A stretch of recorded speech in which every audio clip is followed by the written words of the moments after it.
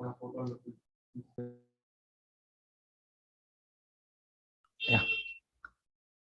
Hello, good morning, everyone. Okay.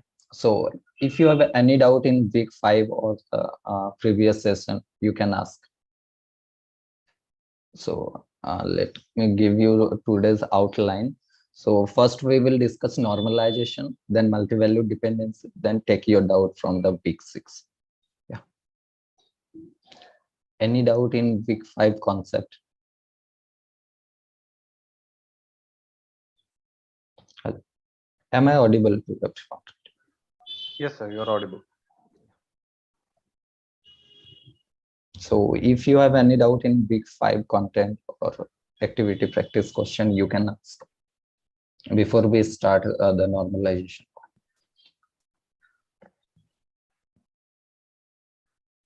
Not for me. I mean, last session was very clear for me.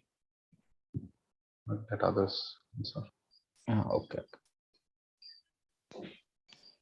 Pradeep, I think we can start with your agenda. Yeah. The revision will cover things. Okay.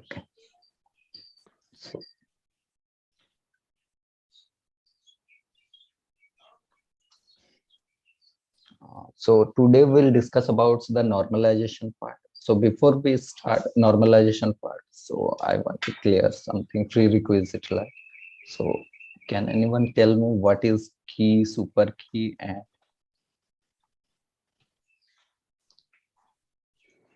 super key, candidate key,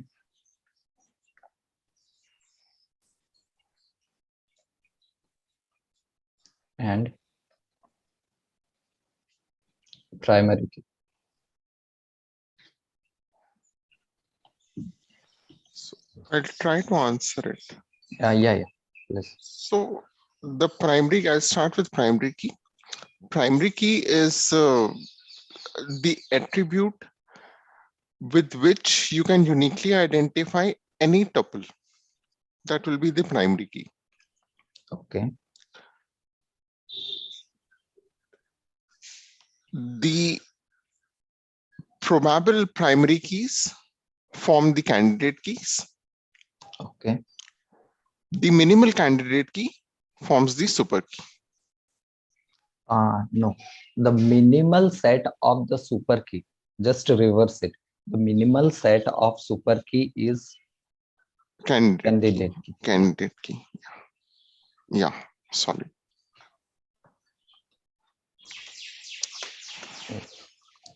CK means candidate key, and this is super key. And one of the candidate key is known as the primary key. It is based up to your uses, right?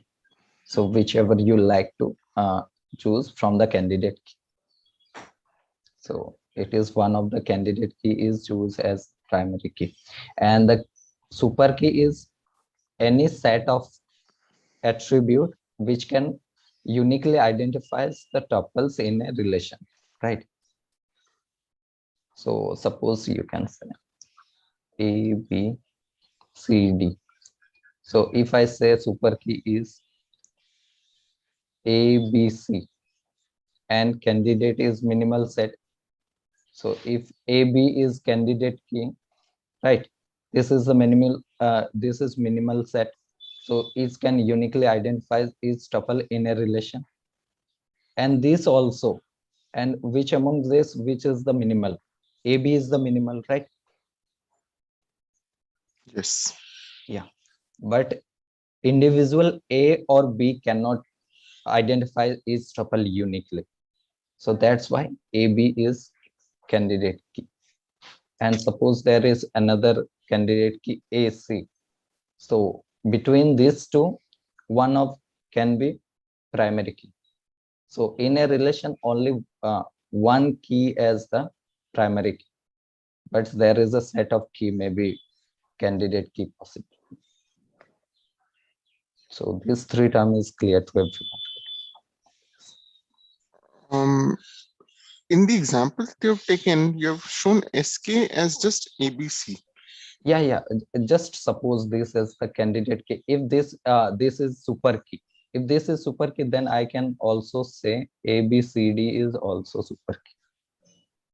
Oh, you mean that why I not take AB as the Right. yeah. Yeah. This is also the super key. Super. Yes. Fine. So when we say that identify, I'm taking just an example. When we say that please identify super keys for this relation, then we have to write all the three, right? ABC, ABCD, AB. Yeah, suppose this is one relation given to you. Suppose functional dependency is given to you, right? First, find the candidate key, right? To find your question is find super keys. Maximum numbers of super keys. Yes. So, then first step is find the candidate key, right? Find the candidate key. So suppose I say A is the candidate key in this CD. You find A is the candidate key. So whatever attribute you want to add in A is also super key, AB is also super key, AC is also super key. Yes. AD. So the formula is, 2 raised that to power n minus 1. Yeah, remain attribute. So that is 2, 4 minus 1, that is 8. Okay. Okay. Yeah. Got it. Thanks. Yeah. So it is clear to other student also, right? This three concept, what is super key, candidate key, and the primary key. Okay. Yeah. So okay. So first we see the what is the definition of the normalization. So normalization or the schema refinement is a technique of organizing the data in the database. So what is the purpose of this normalization? We want to eliminate the redundancy. So can anyone tell what is the mean of redundancy? Same data getting repeated. Yeah, multiple copy of the same data in the database. So that is the redundancy. Okay. Yeah, you are absolutely right. So multiple copies. Yeah. So we want to remove these things. So otherwise is the a multiple copy of the data. So sometimes if we want to update something, you may forget something to update. So suppose that means X, suppose X value is, there is 10 in 5 instance of A, X equal to 10, and you want to update this 10 to 20, right? So you update 4 instance as equal to 20, but forget 1 instance. So if I want to know what is the value of X, so you get the 2 value, right? So that is redundant. You got it, right? It is redundant. Yeah. So third point is a systematic approach of the decomposition to eliminate the data redundancy and the undesirable characteristic. Undesirable characteristic comes the insertion anomaly, update anomaly, and the deletion anomaly, right? So these are the undesirable properties. So we will see one by one this insertion anomaly or update anomaly and deletion. The next slide. Okay. So let's take this, consider this table, the supplier tables. This is the supplier ID. Okay. This is the status of the city, and this is city, and PID is the product ID, and this is the quantity, right? So you got the table. What is the table parameter? This is the supplier ID. This is the status of the city. This is city, and this is the product, and this is the quantity, right? As the primary key is given to you as the SID and the PID, right? So first let's see the what is the update anomaly, right?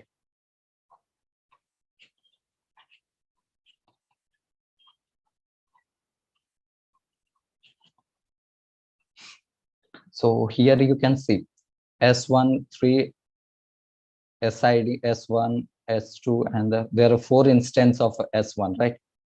And the city is Delhi, and the Delhi. Suppose you want to update the Delhi to Kolkata, right? So if you update these 3 instances, but forget this instance, same as I gave that example, right?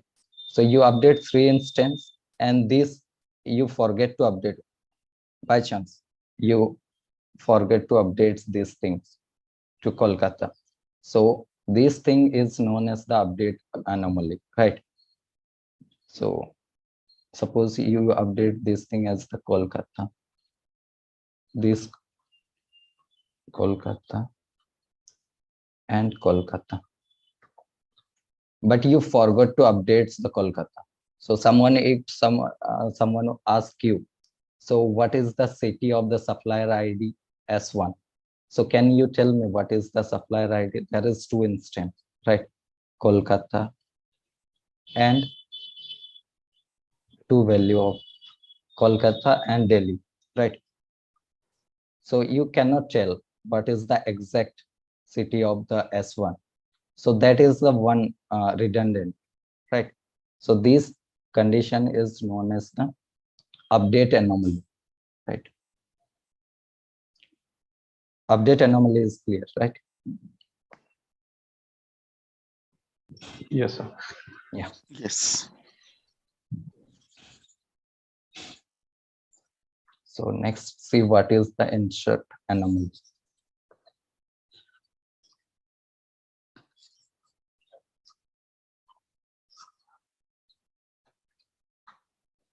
Okay, so suppose there is the new supplier have joined. So suppose S5, and he from, let's say Kolkata, right? Can you insert here if you want to insert these things? Because here you can see SID and the PID is primary key, right? So here only available is your SID, but PID, no information about the PID. And the primary key cannot be null. Any attribute of the primary key cannot be null. So you cannot insert these things. So to insert this information of the supplier ID, you have at least one, means product ID need to be supplied by that supplier. So this is a kind of problem, right? So suppose some new supplier have joined recently, but not yet supplied any product, right? So you cannot insert that product immediately, supplier immediate to the tables. So that is one problem, right? You are getting the point. What is? So unless he supplies at least one product, we will not be able to add him to the table. Yeah. So that is insert anomaly. So to insert this information, you have required some extra information also, right? So that is known as the insert anomaly. I hope it is clear. Yeah. Yes. And next is the delete anomaly. So delete anomaly, yeah, here you can see this is the one instance of the S3 Rohtak, and the 40 status of the Rohtak is 40, and the P1 and the 245. So suppose you want to delete this information, means you want to delete this, right? So if you delete this, the entire tuple got deleted, right? So you lose the information of this one also, supplier ID S3 from Rohtak, and the status is 40. So if you want to delete something, and see, you by deleting that information, you deleting also the extra information. That is, you don't want to lose the information, right? So that is known as the delete anomaly. So again, I repeat it. Suppose you want to delete this PID, right? So by deleting this, you also lose the information of the S3 information. So that is known as the deletion, delete anomaly or the deletion. I hope this is clear to everyone. So what is update anomaly and what is insert anomaly. And Sir, could you repeat the insert anomaly again? okay, so there is one example, S5 information. Suppose you want to insert S5, right? And status is 40 and Kolkata. City is Kolkata, right? And can you insert this information in this table? No, because to insert this information, you requires the extra PID information also. So Yes. because the PID is the key here, SID Yes. and the PID, and attribute cannot be null of this information. Okay. So, So that, Subendu, I understand. Sorry for interruption. Is it Yeah. okay, Ryan, if I can ask the question? Yes, yes, Okay. please. I understand that we are talking on redundancy, and redundancy is like duplicate information. Yeah. Now, if we say from key ID perspective, I'm taking an example, PID is not a primary key. When we say PID is not a primary key, will that solve insert anomaly? Or will we say that insert anomaly still exists? Yeah, if this constraint is not applied here, so Hmm. you can repeat your, there is several repetition of your data also. So you cannot identify your, means tuples also. So what is the point of storing the information also? Hmm. So you use the database for the store the information in efficient manner also, and want to retrieve the information efficient manner, right? Yeah, okay. So just changing, I mean, from the concept standpoint, just removing the primary key will not reduce redundancy, and we still have to take further actions to remove redundancy. Yeah. Yeah. So whoever asked the insert anomaly clear, right? Yes, it's clear. Yeah. So you have seen the there is so these two. One is the data redundancy and the undesirable characteristic. To remove that things, we use the normalization, right? So and though we applies the normalization, by normalization we decompose the tables. Wherever we find any redundancy, we go for the normalization by applying the decomposition, right? So though we applies the decomposition, there are two desirable property of that. One is the lossless join decomposition, and another is the dependency preserver. So I think in the previous session, Piyush sir discussed about this lossless join decomposition. So can anyone tell what is the lossless join decomposition?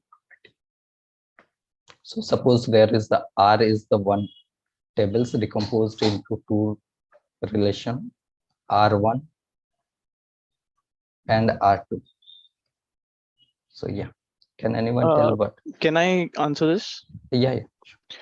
In this, the table, if we perform natural join of R1 and R2, it should give same number of columns as in case of R table.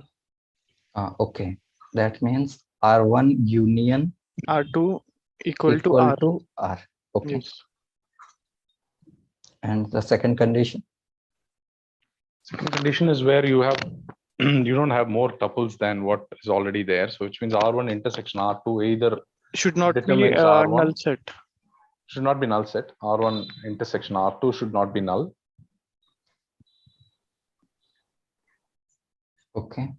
And R1 intersection R2 should determine either R1 or R2. Yes.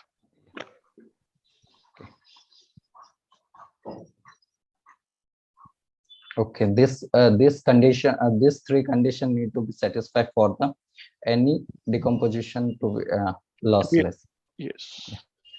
So the third one basically ensures that there will be no more tuples than what is already tuples than what is already there in either of the tables, right?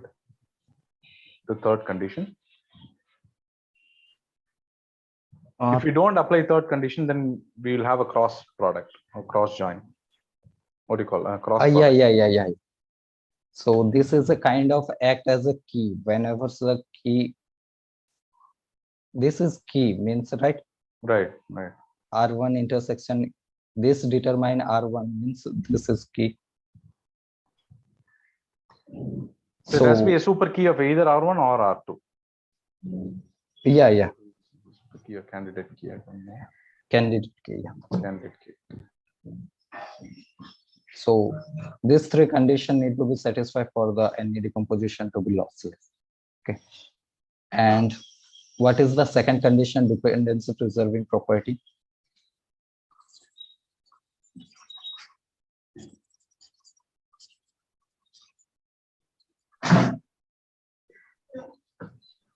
All dependencies in the parent relation are preserved even after decomposition. Yeah. So suppose this is the relation R and originally the functional dependency F. Okay. F. So after decomposition, this functional R1 has the functional dependency F1 and the R2 is F2, right? So if we union this or the F1 or F2, we find the closure of this equal to should be equal to F plus, right? So this need not to be lost any means any functional dependency need to be preserved any of the functional dependency as previous. Are you getting the point? Or yes, suppose the functional dependency R has the A to B, B to C, right? And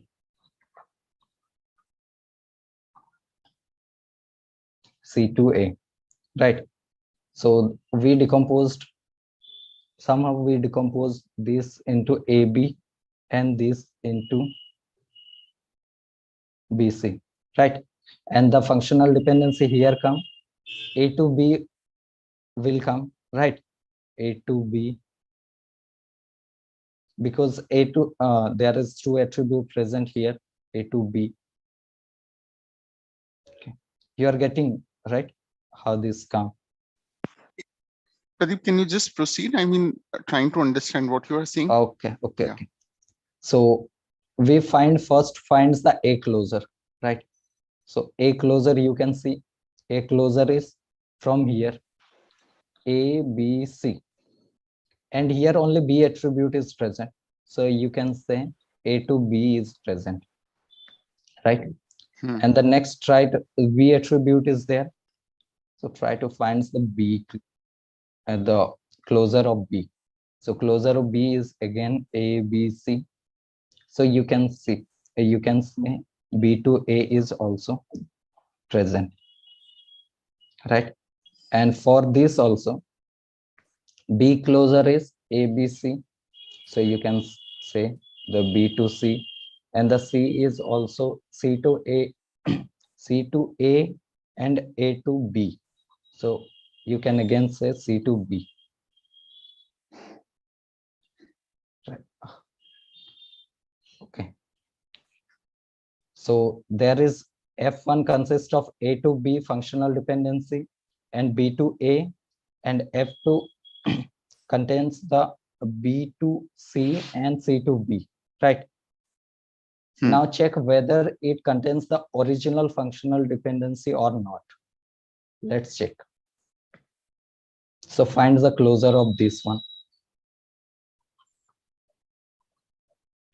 using these two, right? Which two? This F1 and F2, you are checking the backward now, right? Whether this preserving the original functional dependency or not, right? So you have to check the A closure, whether you are find V or not. You can see there is definitely A to B. I'm just directly writing. Yeah.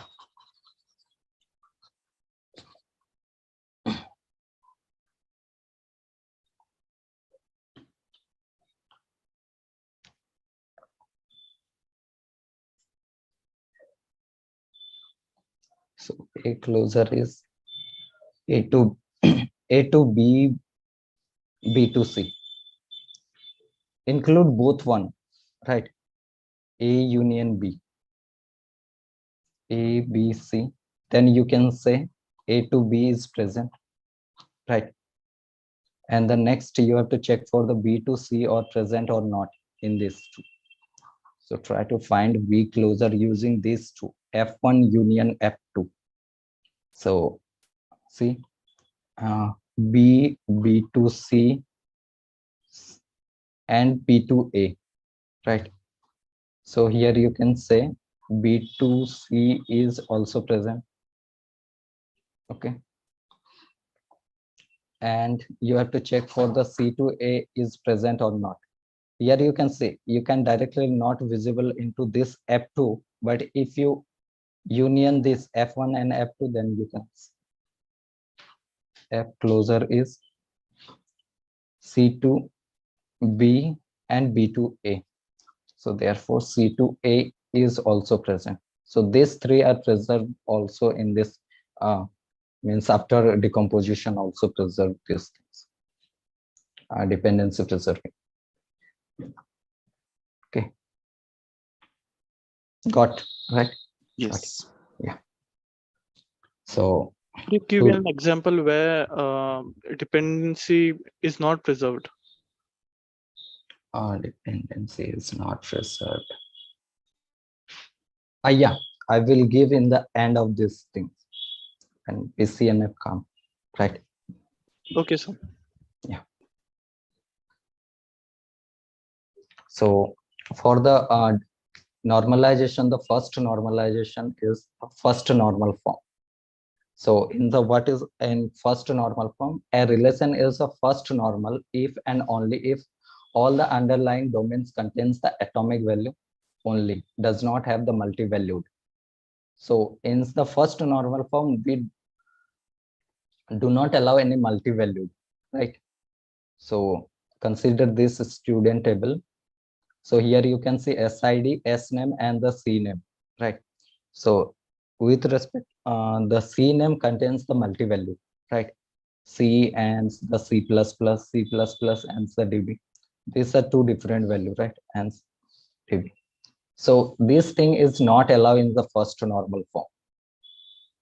So if MBD exists, then you can say the relation is not in first normal form, right? Right, it is clear. So in the first condition is the first normal form, the all the domain need to be contains only the atomic value. But here you can see student table does not, this CNAME does not contains the atomic value. It contains the multi-value, right? Multi-value. So we need to decompose these things to become this relation to the first normal form, to make this relation to the first normal form. So how we can make this thing in the first normal form? So whichever attribute present here, we write in the next row and repeat the whole thing, right? Are you getting the point? So how to write these things? Yes. Just, yeah. And this thing, repeat this thing and make this attribute and this attribute as the primary key. Here SID is only primary key. But you can see if we decompose these things, see right in the next row, the whole thing got repeated. So this is no more the primary key, right? So that's why combination of the SID and the CNAME make these things the primary key. Combination of SID and the CNAME as the primary key. So now you can see there is no multi-valued attribute present, only the single value or the atomic value. So this relation is now in the first normal form. So can anyone say how to convert this means multi-valued the relation contains the multi-valued attribute, how to convert this thing into the first normal form?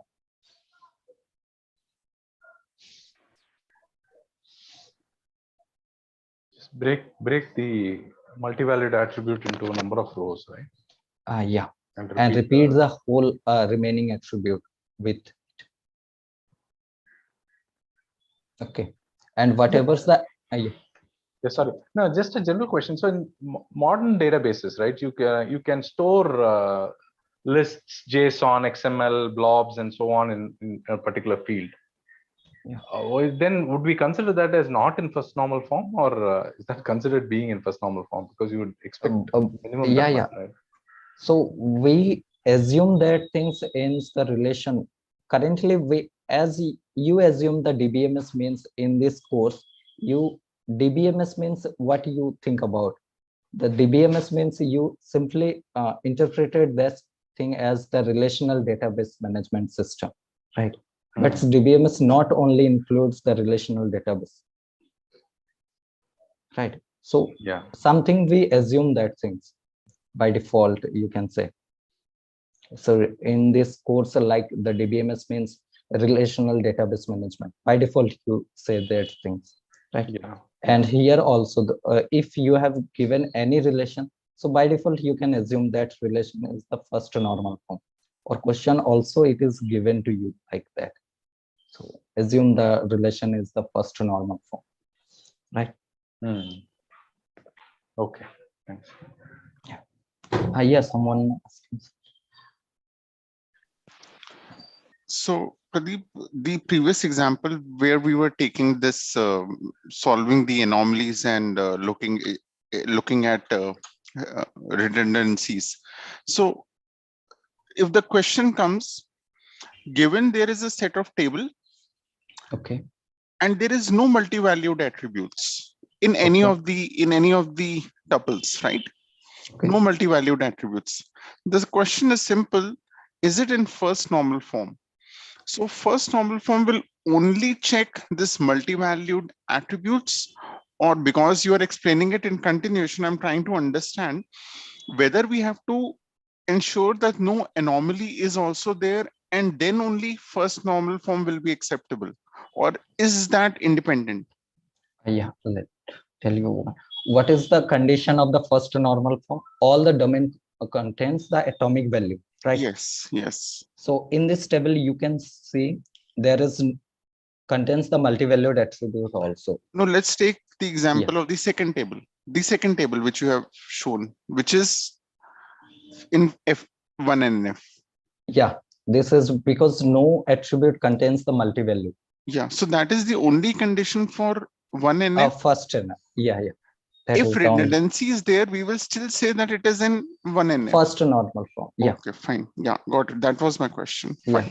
So this previous example here also no multi-valued is present. So you can say this thing is a first normal. Also fine. Okay. Anomalies are not considered while seeing whether it's in normal form or not. Yeah. Okay. So this is I mean, there are. Sorry. Okay. Yeah. So here you can see the first normal do not reduce only one complexity. Means this redundancy only simplify these things, multi-value. But again, you can say there is redundancy also.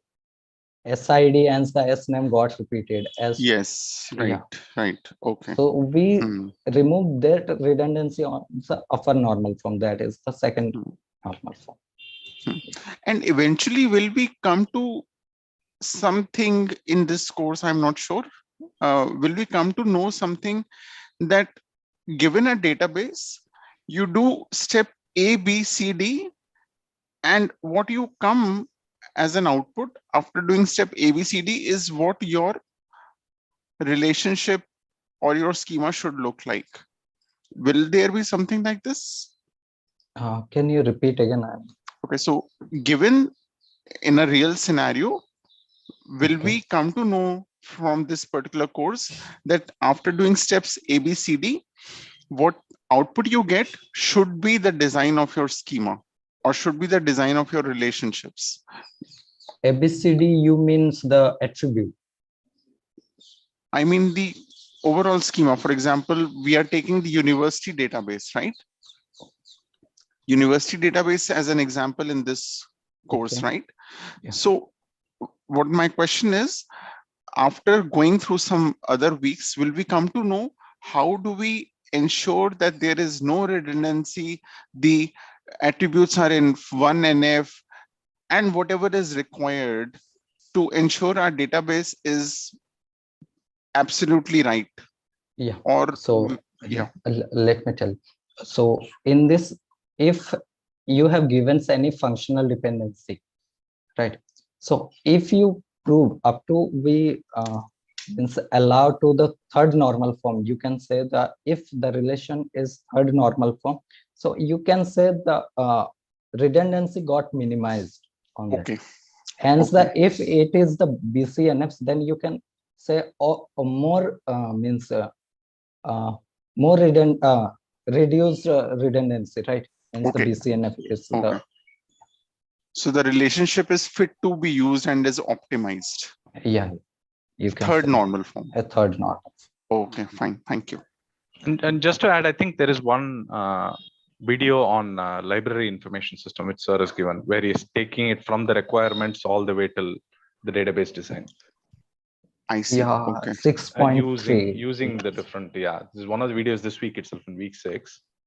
Yeah, 3-point lecture, 3 points. But at the end of the day, I mean, some of it is also a little bit of art more than science. I mean, you will obviously go through the steps to bring it to third normal form for maybe more, but then the requirements will largely drive what level of optimization you need for this. So yeah, there is steps given for you to take it from first normal to second normal to third normal and so on, and how to check for that. Okay. Yeah.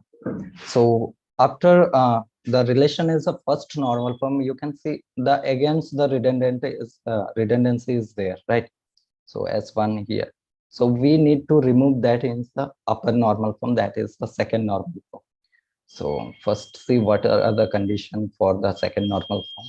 So relation R is the second normal form if and only the relation R is in first NF and the R contain no partial dependency. So what this term means, no partial dependency. So partial dependency, let R be a relation, X, Y, and A are the attribute set over the R, where X is the any candidate key. Any candidate key means that is the minimal super key that can identify all the tuples in a relation, right? Hence the proper subset of that candidate key. Y is the proper subset of the candidate key, and A is the non-prime attribute, right? Hence the okay. So before non-prime attribute, I want to add something. So can anyone tell what are the prime attribute and what are non-prime attribute?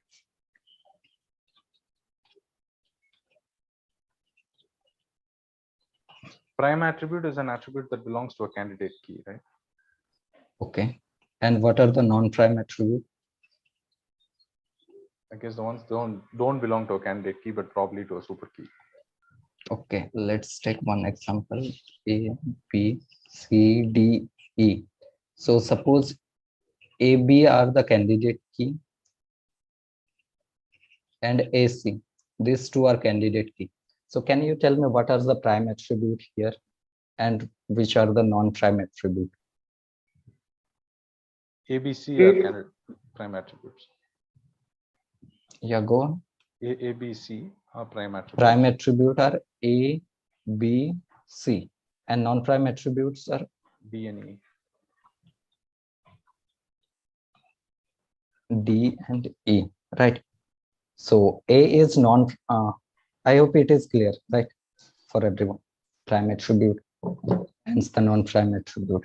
Right? Yes, sir. Yeah.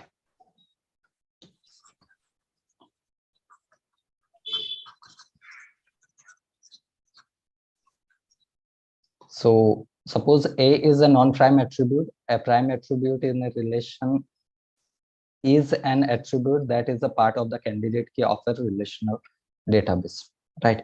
So what this statement means,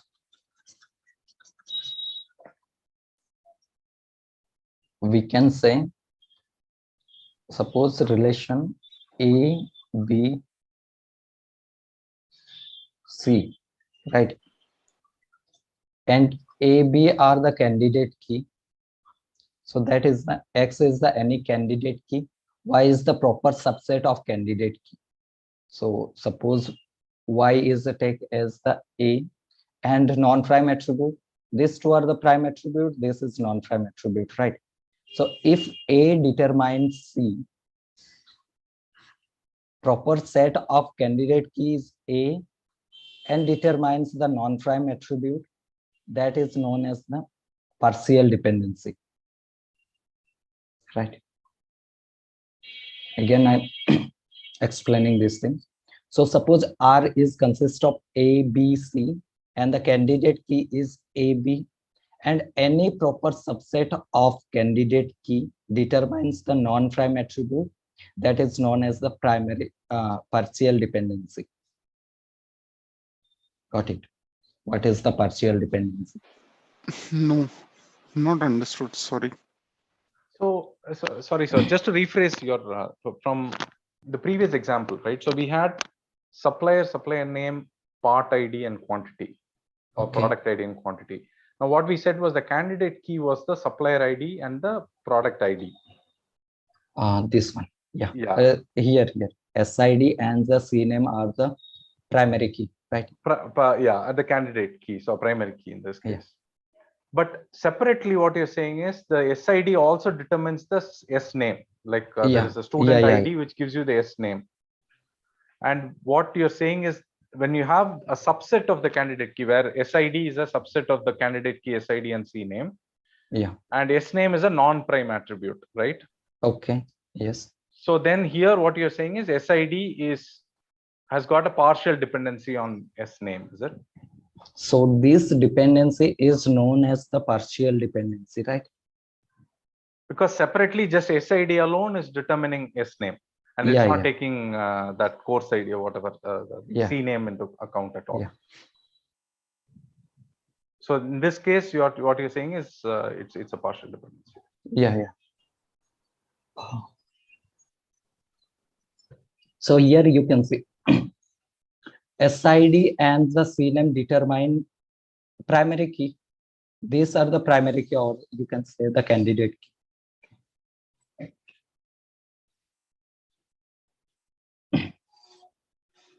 So SID and the CNAME, these are the primary key. So that means it can determine the S name, right? So, Pradeep, this comma is a bit confusing over here. Are we saying combination of SID CNAME, or are individually SID and CNAME can identify S name? No, because I'm individually putting, CNAME cannot do it. No, I'm putting these things parenthesis, or you can say the flower bracket, because these things combination of this. This is known as the composite key. Yeah. So these two attribute together can determine all the attribute, all the tuples, right? So together these things are the primary key. So, but here you can see the SID can also determines the S name, right? S to B, S to B, S to A, right? So you can say SID to S name also.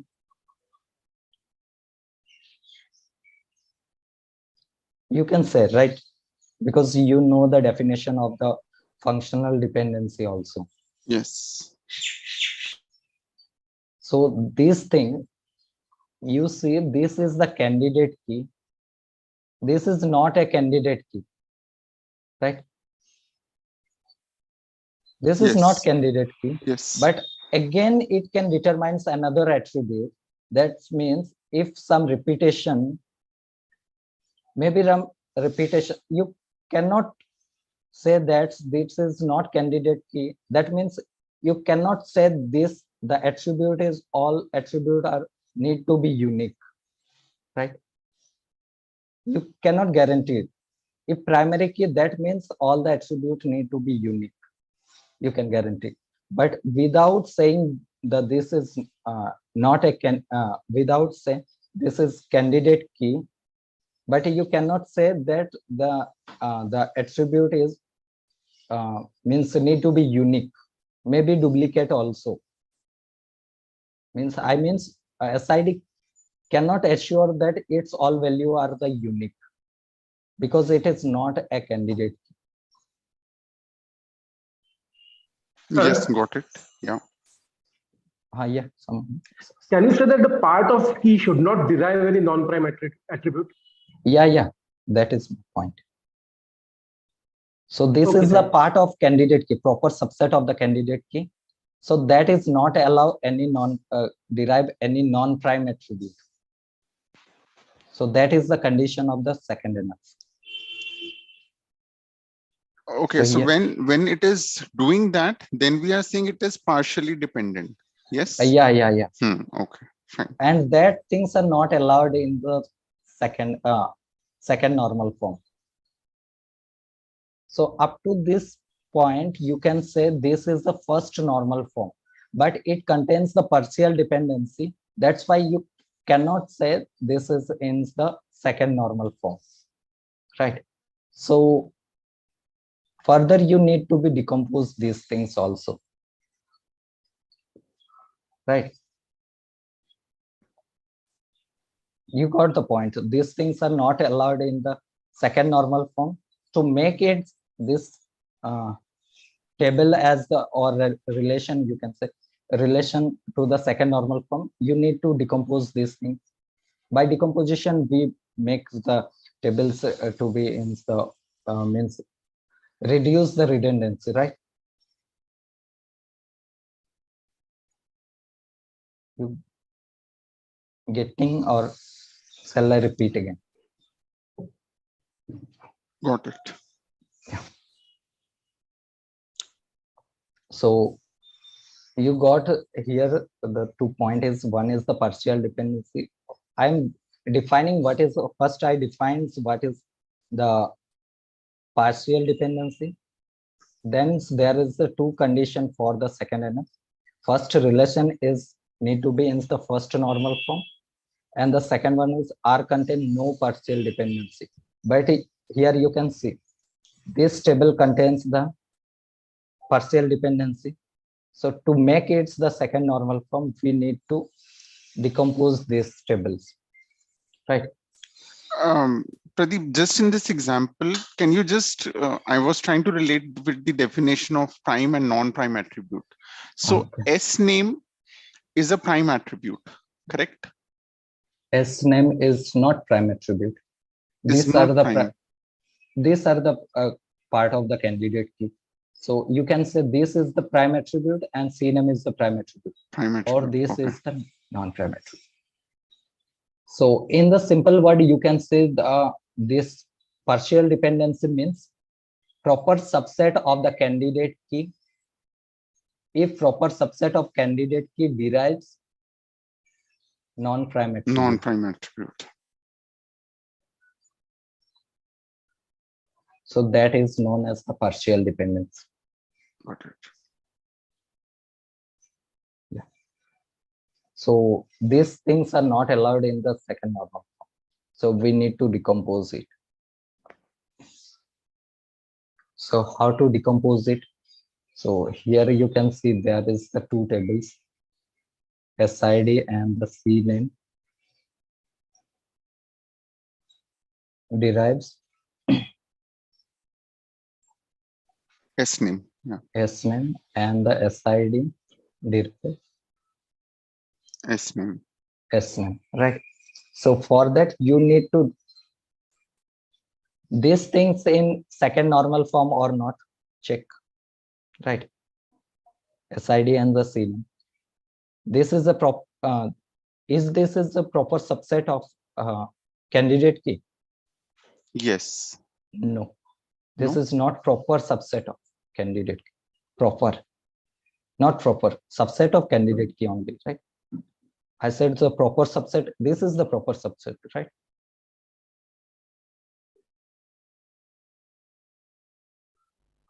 A, B, C. A is proper subset, B is proper subset, C is proper subset, AB is proper subset, AC, BC. But ABC is not proper subset. This is a subset of that, but not proper subset.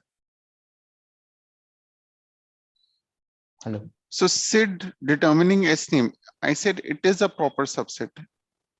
No, this is not proper subset.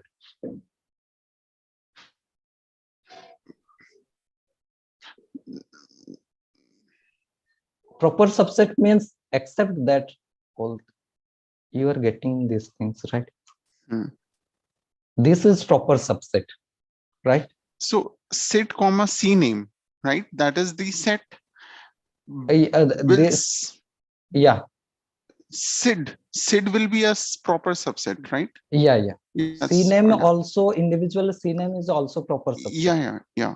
But whole things together is not proper subset. Yeah. Okay. So is this is a proper subset? No. And this is the primary candidate key derives some attribute, non-prime attribute that is allowed in the second normal, right? So you can say this functional dependency in second normal form. I'm talking about particularly this.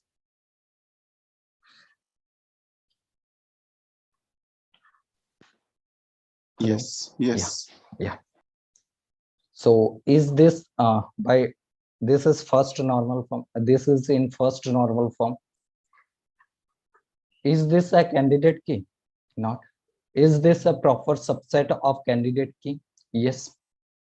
SID is a proper subset of candidate key and determines some non-prime attribute, right? That means here the partial dependency exists. So that means this functional dependency is not in second NF, right? So we need to make it as the second normal form. How you can make it? By decompose this function, these things. You want to make these things, this functional dependency to the second normal form. Well, just to decompose these whole tables into two relation. So here you can see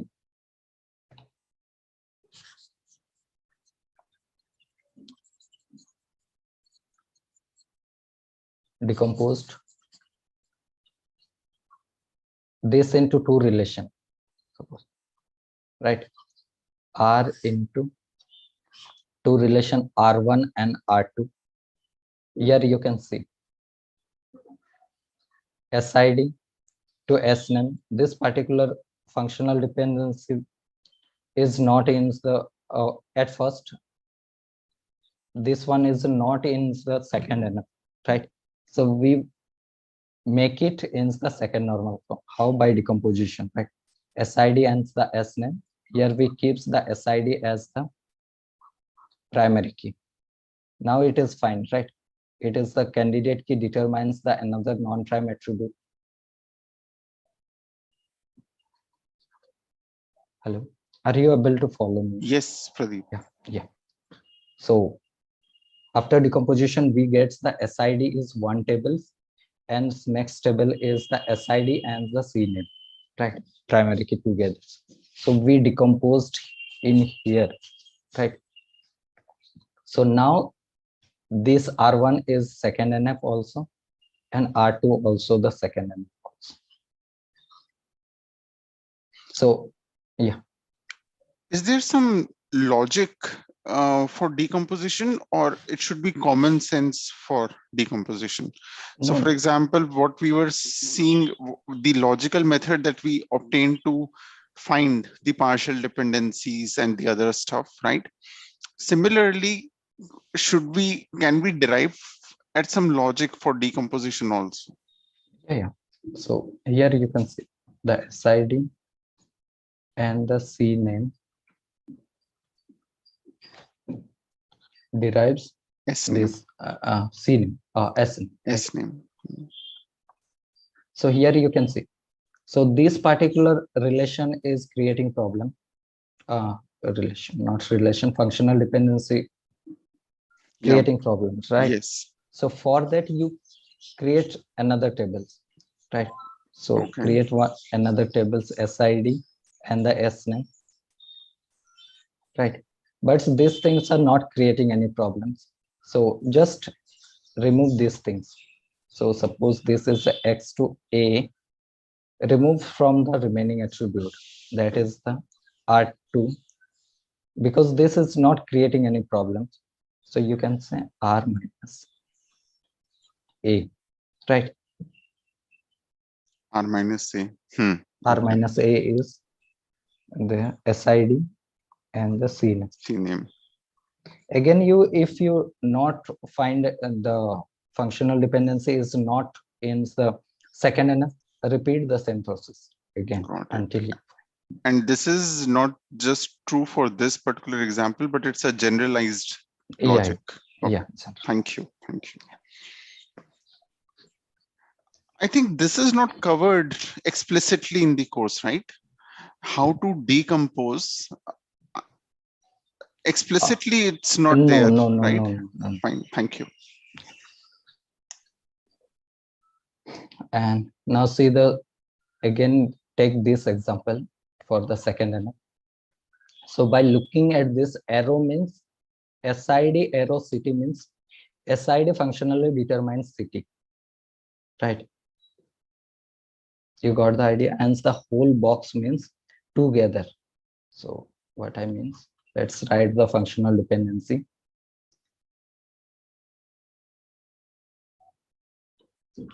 Comma means I taken these things together, right? SID PID determines the quantity, right? And SID determines city, and SID also determines status,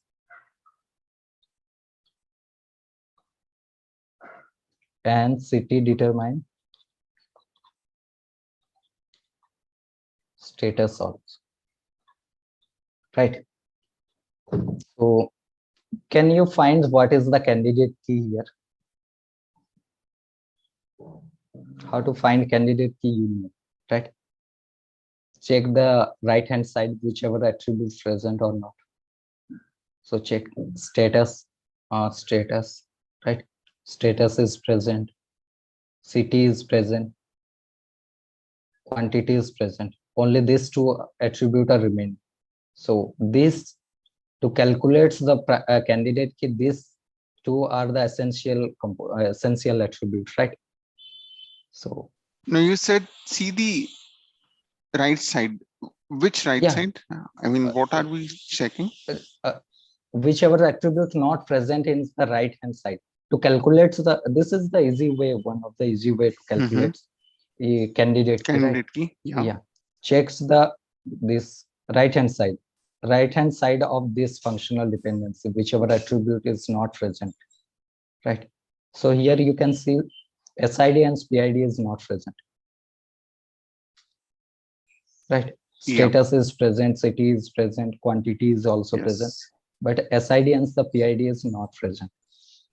So finds the closure of this. Okay. So if you find the closure, first you find the SID, PID, okay. Then finds quantity, SID to city, and SID to status, right? So you can say this is the candidate key. No need to check for the others, because whichever you attribute add to this, that is not minimum. And these are the required two attribute are the required for calculating the candidate key, right? You got this thing or not? What I just said. Yes. Okay, Yeah. fine. So you can say SID and the PID as the candidate key, right? So now check for the whether this thing is the second normal form or not. The whole attribute is second normal form or not. Okay. So SID and the PID, these are the not proper set of the candidate key, because this is the candidate key itself, right? And already this is in the first normal form, so no need to check for the first normal form, first condition, right? So you just see the for the second NF, the relation need to be in the first NF. The second is no partial dependency allowed. These two conditions need to be satisfied for the second NF, right? So this is candidate key itself determines the quantity. Fine. This is in second normal form, right? But here the SID determines status. That is a partial dependency. Okay. And this is also the partial dependency. Is this a partial dependency? No. No. City status is not a partial dependency. That is how means can you because explain? Yeah, sure. Because first reason is city is not a proper subset, and second, status, city is not a proper subset, hence city determining status is not a partial dependency. Yeah, okay. So that things, yeah. So this is in the second NF also. Status is a non-prime attribute, but city is not a proper subset. That would be the correct explanation for this. Yeah. So this is the not proper subset of the candidate key. So that's why it is, you can say these things is the non-prime determines the non-prime, right? So that is allow in the second normal form. Yes, sure. Yeah. So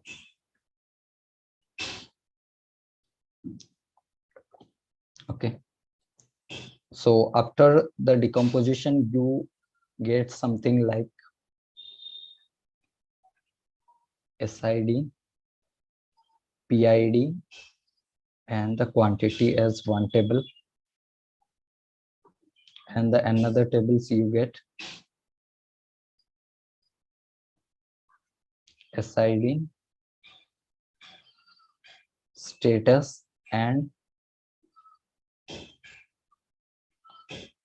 city, right? And this carry the following this functional dependency also. So that is SID, PID determine this quantity, and this determine the SID to here. Here you can tell the primary key is SID and the PID together, and here only the SID, right? If you check for this three functional dependency, okay, so SID to city, SID to status, and city to status, right? So if you check here which is the candidate key, you can calculate, right? So whichever attribute not present in the right hand side, that is the SID, and find the closest set of SID, right? So that is SID, CT, and the status, right? So though it is now these two R1 and R2 in the second normal form, but here you can see one problem is there. So let's check what is the Pradeep, problem. before we move, that the decomposition that I asked previously, can you just reiterate over here for R1 and R2? R2 becomes R minus A, but R1, what logic did you say to take SID, PID, and quantity as the first relation? Whatever I just previously said, this is the decomposition. If you apply that things in here, so you got up to the decomposition up to the third normal form directly. So that's why I not want to explain that things, because it will confuse you. That is directly in the third normal form if I apply that things. You getting my point, right? So if I apply, so you got this as the one,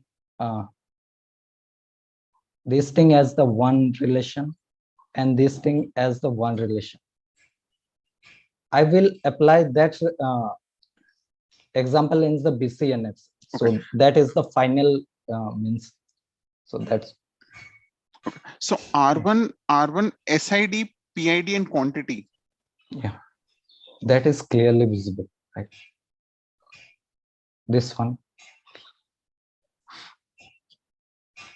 because no other quantity is nowhere come with any attribute other than these two. Okay, fine, got it. Okay. Yeah, Apul, I will explain in the BCNF parts. Yes, sure, Pradeep. Got it. Yeah. Okay, so we got this R2, SID to CT, and SID to status, and CT to status, right? So here you can see these things is directly depends on the candidate key, because this is candidate key, right? This thing, but this city is not the candidate key, but this status is depend on the city only. That is the non-prime attribute. So this is the non-prime attribute dependence, non-prime attribute. Again, I say, if some attribute is depend on the non-prime attribute or the non-candidate key, so maybe possible there is the repetition of that things, right? So you cannot ensure the each value of the city is unique. But in case of the candidate key, it is always, you can say, the each value is the uniquely determines the status, right? Right, absolutely. Yeah. So that's why this is the problem since this second normal form. That's why we go for the third normal form. So this, okay, non-prime attribute, derived non-prime attribute is not allowed in the third normal form. Okay. So see the definition of the third normal form. Let's R be a relational schema. R is in the third normal form only if R should be in the second NF, and R should not contain any transitive dependency. So what does this transitive dependency means? Every non-prime attribute is non-transitively depend on the every key of R. So transitive dependency means simply you can say, if any non-prime attribute determine other non-prime attribute, so this is known as the transitive dependency, right? Okay, I hope you got the what is transitive dependency. So okay, same example, And it should be dependent on every key of R, right? Not just Yeah. some keys of R. Yeah. If it is some keys, then again it's partial dependency. Yeah. So that is not allowing the transitive dependency also. And there is other condition also for the third normal form here. The A relational schema R is the third normal form if for every functional dependency X2, A associate with R, either A is a subset of X that is known as the trivial dependency. So trivial dependency means if AB derives its own attribute, means derive A. So this thing is known as the trivial dependency, right? So if you get this type of dependency, so you can directly say this is in third normal form, right? Here you can see OR. So if you get this type of dependency, you can directly say this is in third normal form. So if anything is the third normal form, so by default you can say that the functional dependency is also in second NF and also in the first NF. So it's kind of backward compatibility. You got the idea, right? Here. Yes. Yeah. So this is the first condition for the a functional dependency to be third normal form, right? And the second condition, or if alpha to beta what is it? X determine Y, X need to be super key, right? So this is the second condition. X, if X is super key, then you can say this is in the second normal form, third normal form. Or this is the third condition. A is a part of some candidate, that is prime attribute, right? If A is a part of candidate key, that we call the prime attribute. So check the Y is the prime attribute or not. So if it is a prime attribute, then you can also say the relational schema, the functional dependency in third normal form.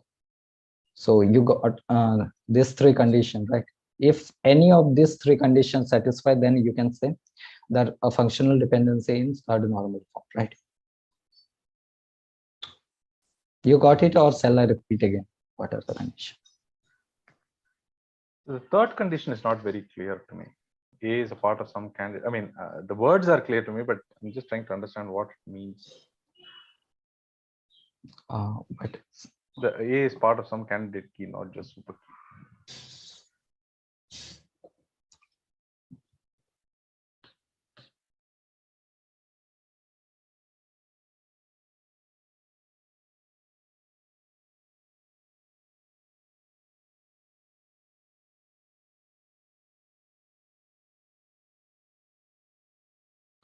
can you repeat? Hello. No, the third condition is not very clear to me. As in, I understand A should be part of some candidate key, but I'm just trying to understand an example of what does it really mean in.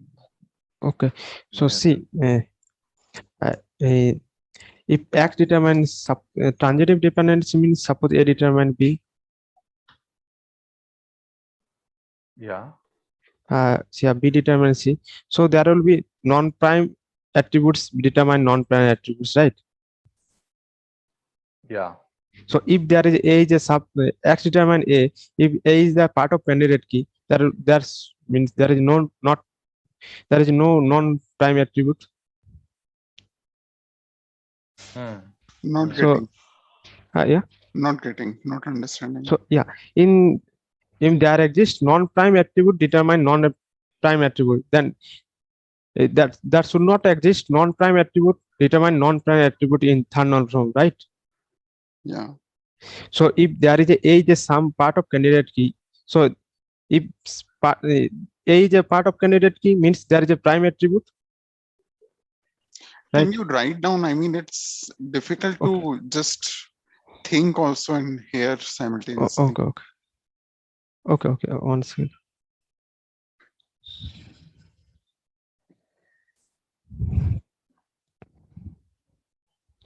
So my screen is visible. So suppose X determine A in third normal form. And X over here, we are saying it's a composite key, right? Oh yeah, composite key or anything. composite key or means simple key, anything Yeah. in third normal form.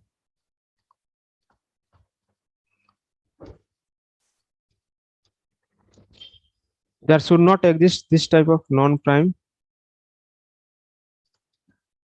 and this is non-prime determine non-prime. Right? There should not exist any like this. Non-prime determines non-prime attribute. Right? Hmm. So if A is the part of candidate key, if A is a part of candidate key means there is a prime attribute. Yeah. Right? So then if A is a part of candidate key, then this is in third normal form.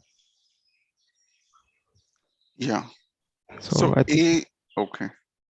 so. See, in third normal form, there should not exist non-prime attribute determine non-prime attribute. So a non-prime attribute can determine a prime attribute. Is what Yeah, non-prime attribute can determine a prime attribute. So how does that help by saying putting that condition? Uh,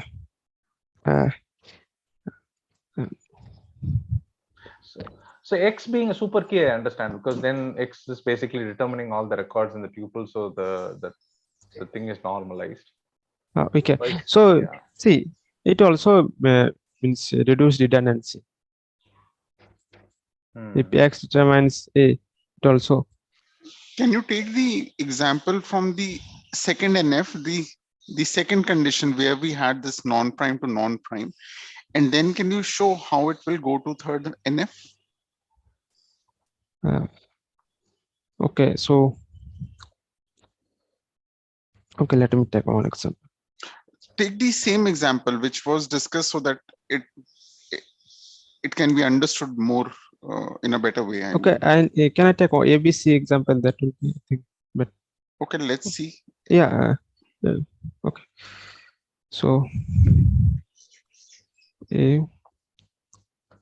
B, C.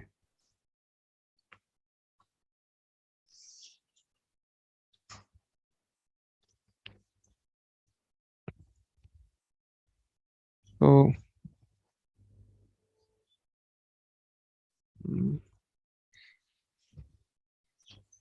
let's check. So actually, I have to think the example. So That's after what the I'm sometime, saying. The previous table where we were discussing second NF is ready. The one which Pradeep was taking to explain second NF, the table is ready. Example is ready. Okay. Pradeep, can you explain? Yeah. Okay. Pradeep, please explain. Yeah.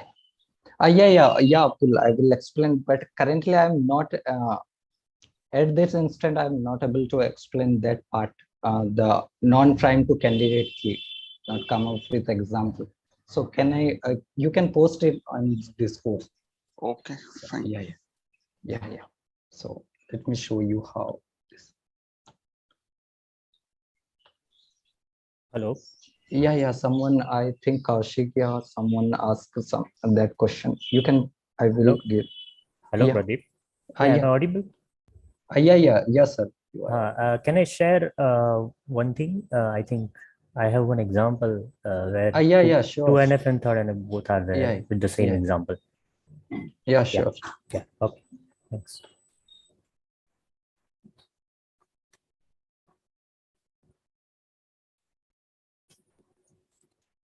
Actually, I'm not able to share, so you need to give me a rights to share. Yeah. So please wait 5 minutes. Let me call studio team. Yeah. No issue.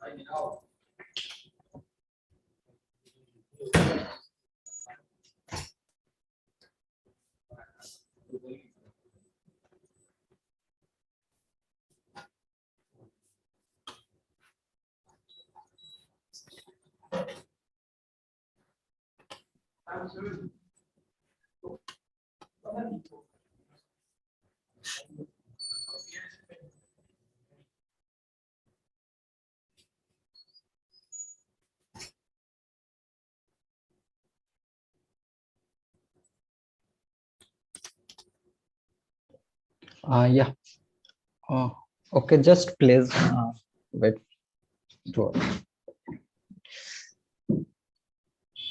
Just a minute.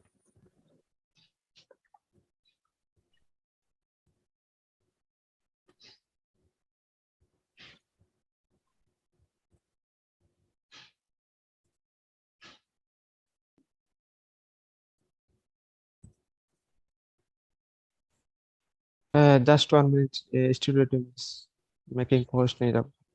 Yeah, no issue.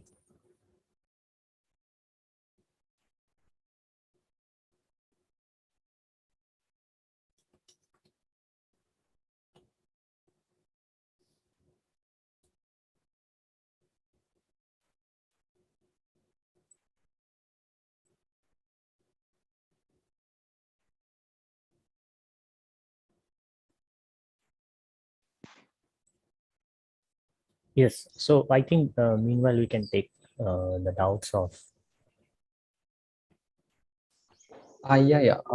Let me complete the slide. So only 2 slides.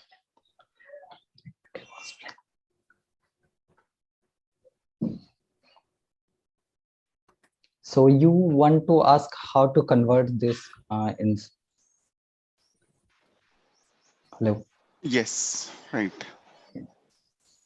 Okay.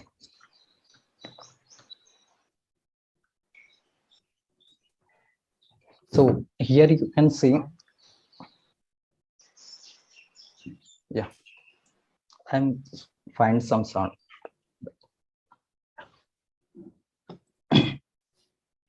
So these are the condition.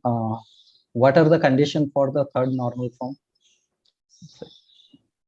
So It first, should be in second NF, and a non-prime should not determine non-prime. That is third yeah, NF. yeah. And other also there are 3 condition also we have discussed. That is the non-trivial dependency can be allowed in the third normal form. And the second one is the super key. Left side should be super key. And the third one is right hand side maybe is the prime attribute. Prime attribute, right? Okay.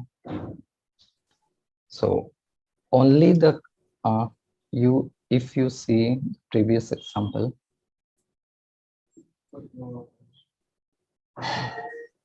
so these are the functional dependency, right?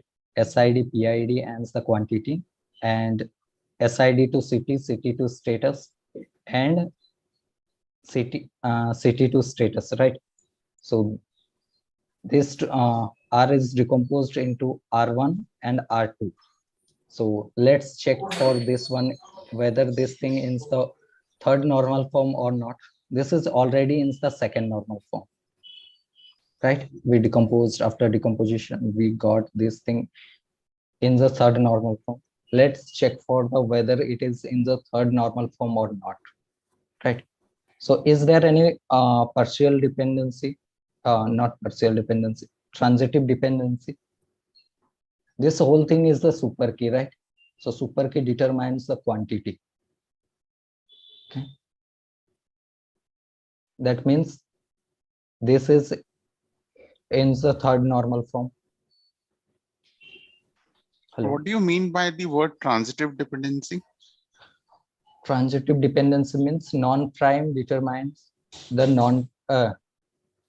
non-prime determines the non-prime attribute. Non-prime attribute determines non-prime attribute, right? So for the third normal form, That there should is not be there. This whether this condition need to be satisfied, non-prime, and these 3 also can satisfy.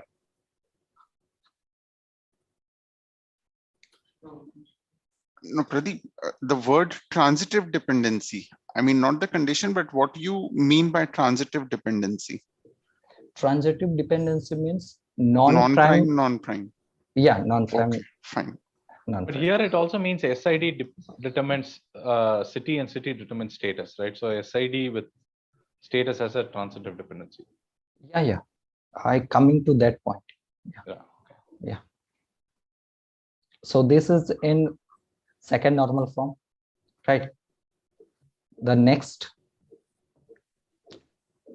second normal form also. So this is the left hand side is a super key.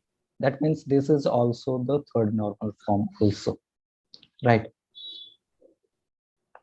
SID PID for the R1. Up to this is clear, right? Yes. Yes. So for let's check for the R2. Okay. So R2 means SID. Here the candidate key is the SID, right? So SID determines city. The left hand side is super key, right? So that means this is already in the second normal form. So this is left hand side is a super key also. That means this is also in third normal form. Got the point? This one, how this is the third normal form. This functional dependency, SID to city.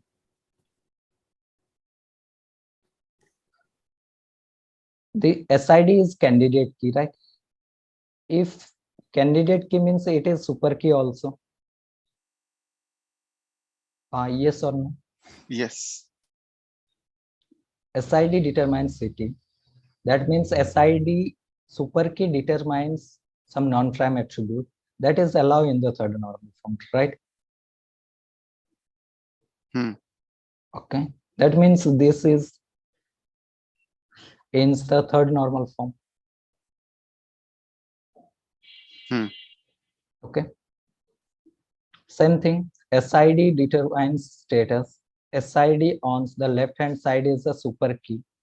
So if this condition I'm talking about, just X is a super key, right? So X determine Y. X need either X need to be super key or Y need to be prime attribute, right?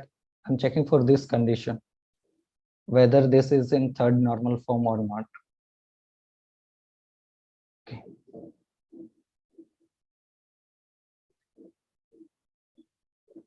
So SID means SID is super key, and this things is a super key determines the non-prime attribute that is also allowed in the third normal form, right? But here you can see city is a super key. No, that is non-prime attribute, not at all part of the. So only this is the candidate key, right? So this means prime attribute is only SID, status and city are the non-prime attribute, right? So this thing is this is a non-prime attribute and determines another non-prime attribute. So that is the transitive dependency. So these things is not allowed in the third normal form. That's why we need to make it in the third normal form. We need to decompose this thing, right? Okay. So now consider only R2 has the problems in not in the third normal form. So we need to make it in the third normal form, right? So R2 consists of SID. Pradeep, can you just scroll down a bit? Scroll down, you. Yeah. So over here, for third normal form, is it that both point A and point B should be considered together and checked? Or if we say the first part is clear, then the relationship is in third normal form. Yes, can I go ahead, Pradeep? Yeah.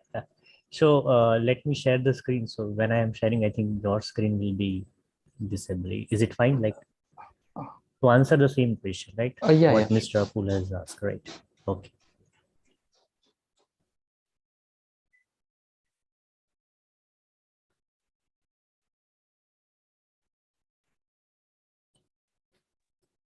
Nirav sir, are you sharing this? Yeah, I'm sharing the screen. Is it visible? Yes, visible. Yeah. So yes, Mr. Apul, Yes. you might have asked this question, right? So see, I'm just sharing the same thing, but in little bit in different way. So in third NF, let us see what is allowed and what is not allowed. Okay. Because what we want is in our database must be in the third NF.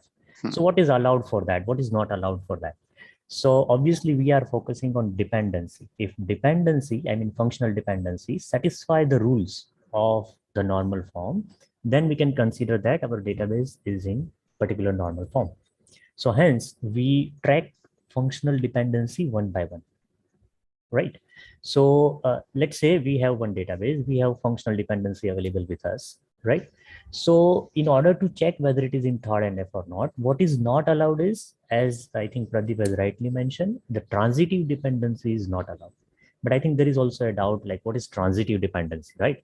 So transitive dependency can be of two types in database.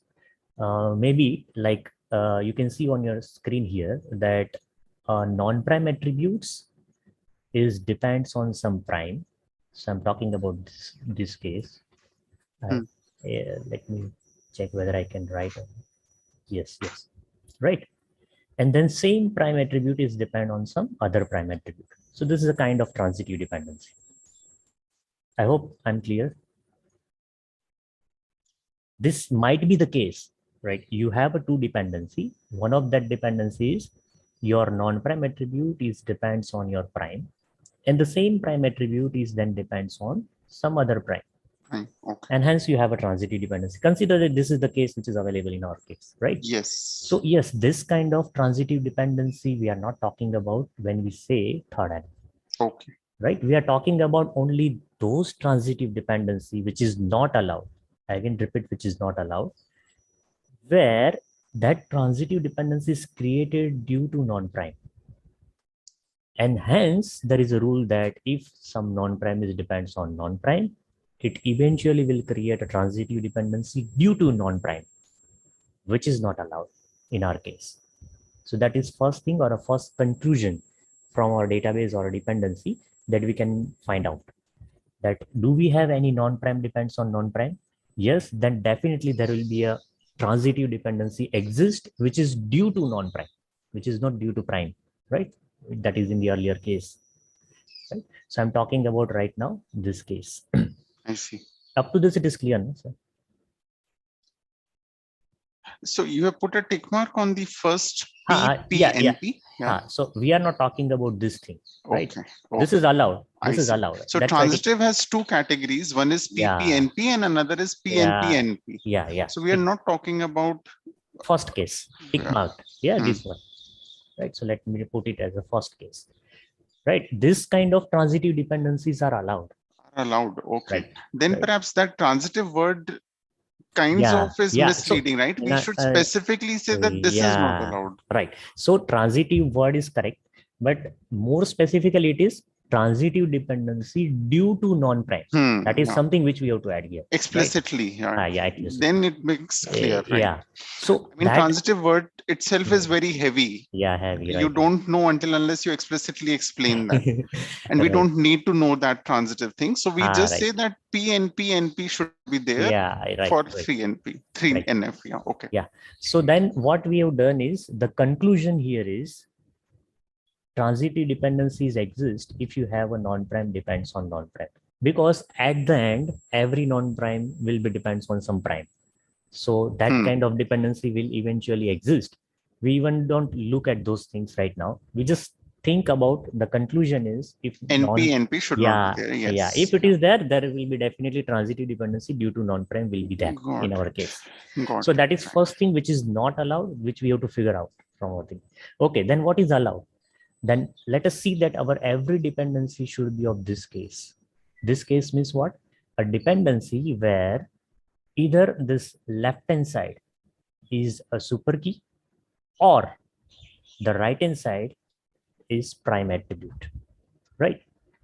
Any one of this condition is true, then yes, that dependency satisfy the rule of third NF. So what we are doing, I think what Pradeep is explaining is like the same thing. Let us first check whether non-prime depends on non-prime is there. If it is not there, okay, our database is already in third NF, no need to do anything.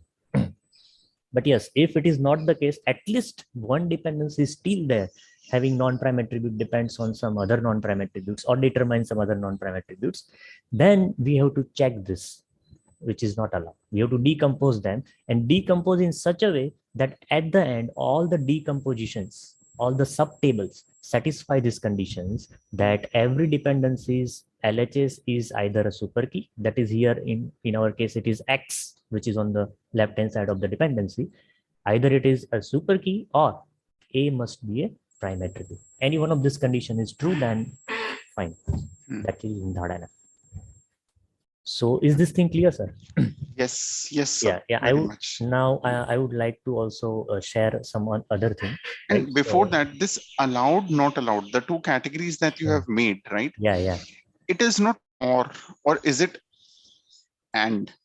Yeah. Allowed. I mean, when we are checking we have to check right? both the things. We have to check both so the things. It's allowed and not allowed that we have to check together, and then only we should reach to conclusion. Right. Yes. Correct. Yes, correct. that was what I was trying to clarify. Yeah. So about the example, I think someone has asked about the example. With the same example, if we can explain or something like that. So I have one example where a little bit, I think functional dependency is mentioned a little bit in a different way, but still I think we can do it. Let me share the screen.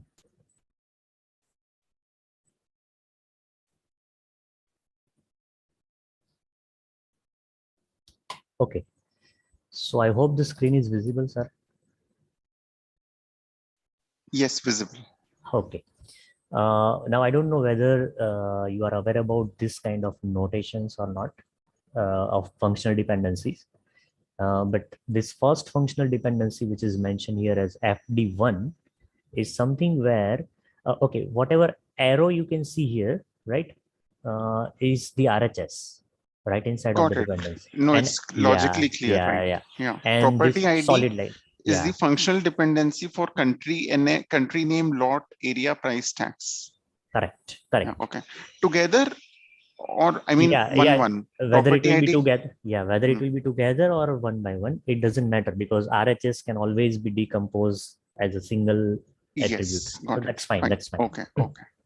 Right. Similarly, in FD2, we have a country name and lot number combinedly composite attribute, which determines the rest of the attributes. Okay. Right. And here it is the case of two candidate keys. Right. One is property ID, and the second one is country composite. Name and lot. Yeah, that is composite key. County name and lot. Right? Yeah, county name and lot. Right. Okay. Now dependencies are there in front of us. Right.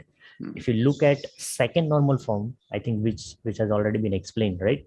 Then we always look for the things where non-prime should not be partially depends on prime attribute. It should be fully depends on key, right? Okay. So if you look at FD1, where all these attributes, county name, lot number, area, price, and tax rate, are fully depends on property ID, where property ID has already been identified as one of the key. So that's a fully functional dependency. FD1 is correct. No issue with the FD1 as far as second NF is concerned. Right? Okay. FD2 is also satisfy the rule of second NF. How? Because on LHS, we have a combination of this key, second candidate key, that is composite key, that is county name and lot number, which determines property ID, area, price, and tax rate. So yes, all those attributes are depends fully on a key. So there is no issue. Right? All others candidates are also clear about this. Any doubt so far? Okay. In FD3, sir, you just tell me, what about FD3? What is your observation? Okay, so how I'm reading it, I'll tell you that. So I'm reading FD3, functional dependency, county name, LHS, Yeah, sure. RHS tax rate. Correct. So this is a functional dependency, and first we see whether it's in 1NF. No, it is in second NF or not. We have to check that. So it is already in the 1NF, because for 1NF, we are right now not discussing about the atomic domain, considering that all these are Yeah, having right, their right. atomic domain. So second NF. So county name and tax rate both are non-prime. No, sir. No. One is prime. County name is prime. Prime, because candidate key is Key. part Oh, of yeah, candidate. yeah, There yeah, are two candidate yes, keys. See the yes, case. yes, yes, yes. So every Yeah. three is not in second normal. Sorry, sir. Every three is not in second normal. Yeah, correct, correct. So that observation is correct. But How? why? How? Because tax rate, which is on RHS, tax underscore rate, right, is non-prime attribute. Is non-prime attribute, right? Right, because it is not part of key. It is Candidate partially. Key. It is partially depends on part of the key, which is county name. Actually, the key is what? The combination of county name and lot number. But it is not there, right? So it is a partially dependent on, because it is depends on part of key. Perfect, right. Right. That's why FD3 does not satisfy the rule of second NF. Second NF. Right. Right. Okay. And what about FD4? In prime to non-prime, hence again not in second NF. No, it not is even in second third. NF. Not even in third normal. Sir, let me tell you something here. FD4 satisfy the rule of second NF. Because in second NF, we just have to discuss that whether there is a partial dependency or fully functionally dependency. Again, this partial dependency, N prime to non-prime is allowed in second NF, right? Allowed. Right. I got confused, not allowed. Right. That is not allowed in third NF, but third first NF, we are discussing yes, about second NF, hence let us discuss it. Got it. Yes, clear. Okay, so our final conclusion is FD1, FD2, FD4, all three satisfy the rule of second NF, no issues. Only FD3 doesn't satisfy the rule of second NF. I think up to this, we all are clear, right? Yes, sir. Yeah, yes. Okay, fine. Hence, of course, there is a need to now decompose the table in order to satisfy or convert that into second NF. And the one which doesn't satisfy, I'm talking about FD3. You mean third NF? Yeah, no. First, let us convert this into second NF because it is not there. Yeah, sure. Yes. So the table name which is mentioned here is LOTS, lots, is not in second NF. Hence, it is decomposed into two tables or two relation, that is lots 1 and lots 2. Whereas in lots 2, what we have is the FD which does not satisfy the rule of second NF. Right? And now lots 1 and lots 2 both are in second NF because they satisfy the rule of second NF. Second NF. Right. But if you now look at the theme, whether lots 1 satisfy the rule of third NF, otherwise let us convert the same example into third NF. So we have three dependency, FD1, 2 and FD4. All three dependencies satisfy the rule of third NF, as we have just discussed what is allowed and what is not allowed, right? We can check it out. Yes. So what are your observation about this? FD1 and 2 satisfy third NF. Okay. FD4 doesn't satisfy, right? Because we have just discussed it is non-prime to non-prime, hence it is not set. And you can see the transitive dependency here. Price depends on area. And the same areas depends on some other prime attributes such as property ID or continuity, right? If you combine all three dependency, so that is something which is transitive dependency, right? So we have considered that price right now depends on area as a part of FD4, which is non-prime to non-prime, is not satisfying the rule of third NF. And to convert that into third NF, obviously we need to now decompose the table and we have to make it separate.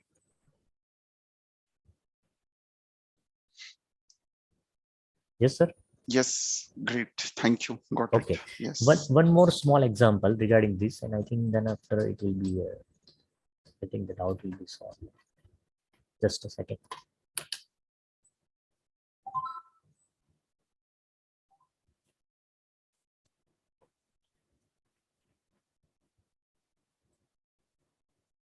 Okay.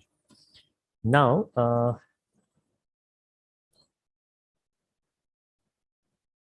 right now I'm focusing on this example, which is employee underscore department. Is it clear? I have highlighted it. Yes. Right. But there is one printing mistake here. SSN is a key. So this is not an arrow, it is a solid line actually. Right. This part is a solid line. Okay. It is not an arrow. So that's a printing mistake. Okay. So if you consider that, we have now two dependency. One is this SSN is on LHS, right? And ename, birth date, address, and this D number are on RHS of this dependency. So dependency is somewhat like this. SSN determines ename, birth date, address, and D number, which is department number. Yeah. That is functional dependency number one, right? And the second functional dependency here is this D number determines rest of the things, that is DNAME and DMGR SSN, right? These two dependencies are there. Now about the confusion of transitive dependency, I just want to make it clear. For third NF, we can see that these two attributes, DNAME and SSN, DMGR SSN, are depends on D number. And the same D number is now depends on SSN, right? So this is a transitive dependency, which is due to this non-prime attribute D number. Such kind of transitive dependency due to non-prime, here in our case it is D number, is not allowed in case of third NF. How did we decide D number is not prime? Can SSN and D number together decide everything else? Right now SSN is a key, so only prime attribute here is SSN, the rest of them are non-prime. Okay. So SSN also determines DNAME and yeah. manager. Yeah. That is just a printing mistake here. So SSN is a solid line here. So it is a part of LHS, and Okay. this arrow represent SSN determines D number. Right, sir? Thank you very much. Got it. Okay. Clear. Thank you. Pradeep, you can now continue with the rest of the thing.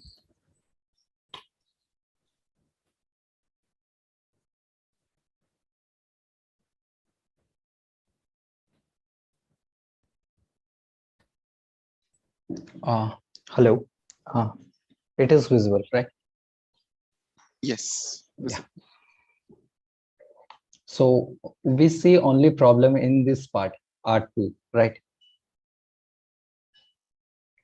R2, SID.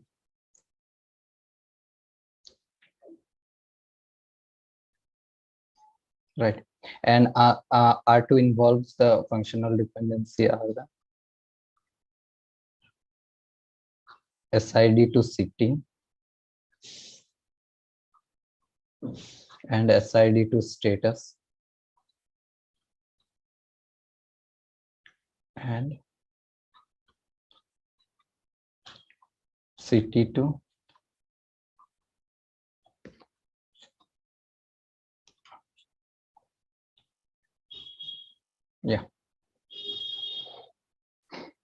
So this is here you can see this is the primary key. We just previously calculated that SID is the candidate key, right? So this is a super key also. So super key determines the non-prime attribute that is okay in the third normal form. So that is in third normal form. This is also super key. Left hand side is the super key, or the super key determines non-prime attribute that is also okay in the third normal form. But here you can see this is a non-prime attribute and determines non-prime attribute that is not allowed in the third normal form, right? So this particular functional dependency is not in the third normal form. So to make it the third normal form, so this particular functional dependency making the problem. So we need to decompose this. So how to decompose this?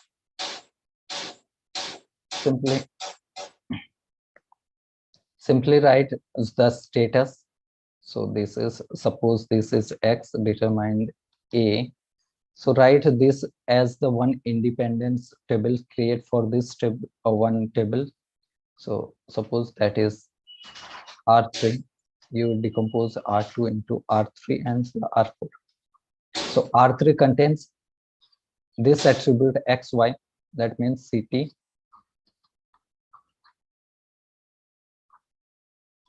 and the status with the following this functional dependency, CT to status, right? And the R4 contains this R minus A. R minus A is SID and the CT. Right. Yeah. So this contains SID and the CT, contains the following functional dependency, SID to CT. Right. So how to decompose into the third normal form is clear to you, right? Yes. Yeah. So here you can see again this, we using the third normal form, we minimize the redundancy. Again, there is a redundancy also in the, so we need to reduce that redundancy. What is that third normal form PPD? Is it like the name of that, sorry, the name of the professor, third normal form? Yeah. Yeah, okay, fine, okay. So this is the another tables, consider this table. So this is the functional dependencies. Up to third normal form is clear to you. So again, we see what is the drawback in the third normal form, right? Okay. So you can see here calculates the functional candidate key, which is candidate key. Tell me, you know about how to calculate the candidate key. Student course. Student codes are the candidate key. Yes. Okay. So what are the conditions for the third normal form? Left hand should be super key. It satisfies the left hand side is a super key. Okay. And this, let me write. The primary key is student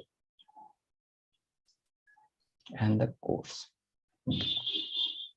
Okay. So this satisfy the third NF condition. Okay. Student to course determines the instructor. Next, instructor determines course. Here, this, whether this is the super key. No. This is the prime attribute. Yes, it is the prime attribute, right? Yes. Prime so attribute. It is yeah. in the third normal form again.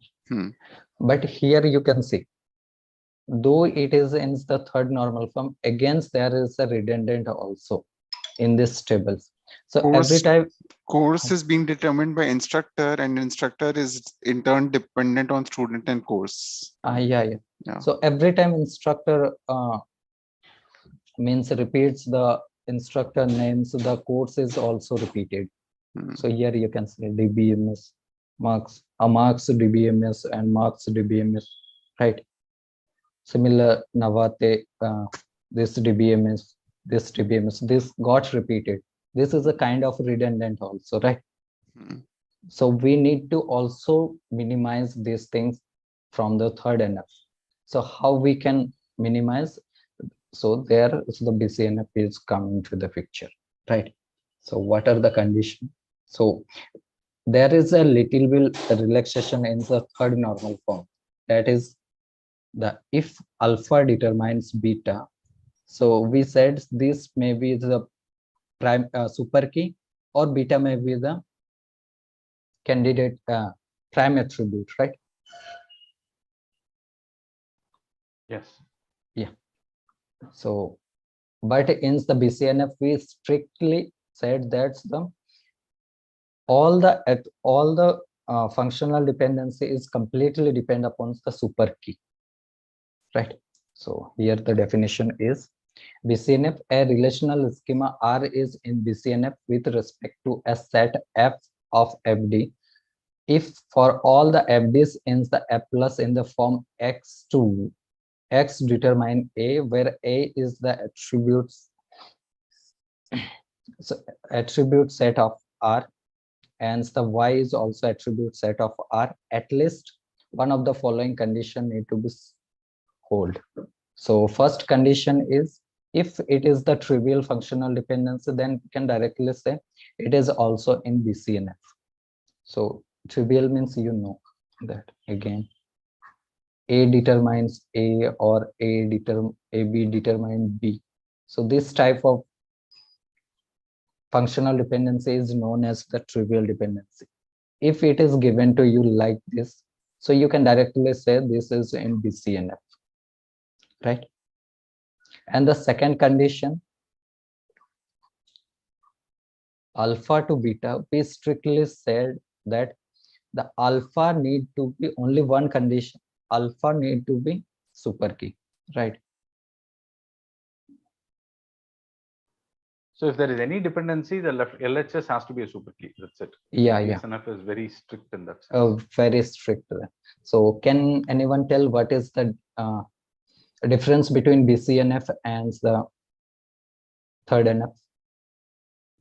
One common interview question, right? That is the what is the difference between BCNF and the that's the where A third can NF. be a prime attribute. A can be, that's the relaxation that's given, right? And third enough. A can be a prime attribute. Can be, or the beta. There is two conditions for the third NF, right? First one is alpha is the super key, or beta is the prime attribute for the third NF,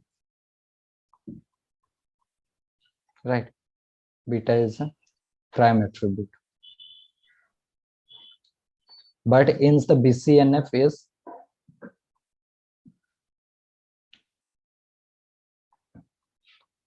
alpha must be a super key,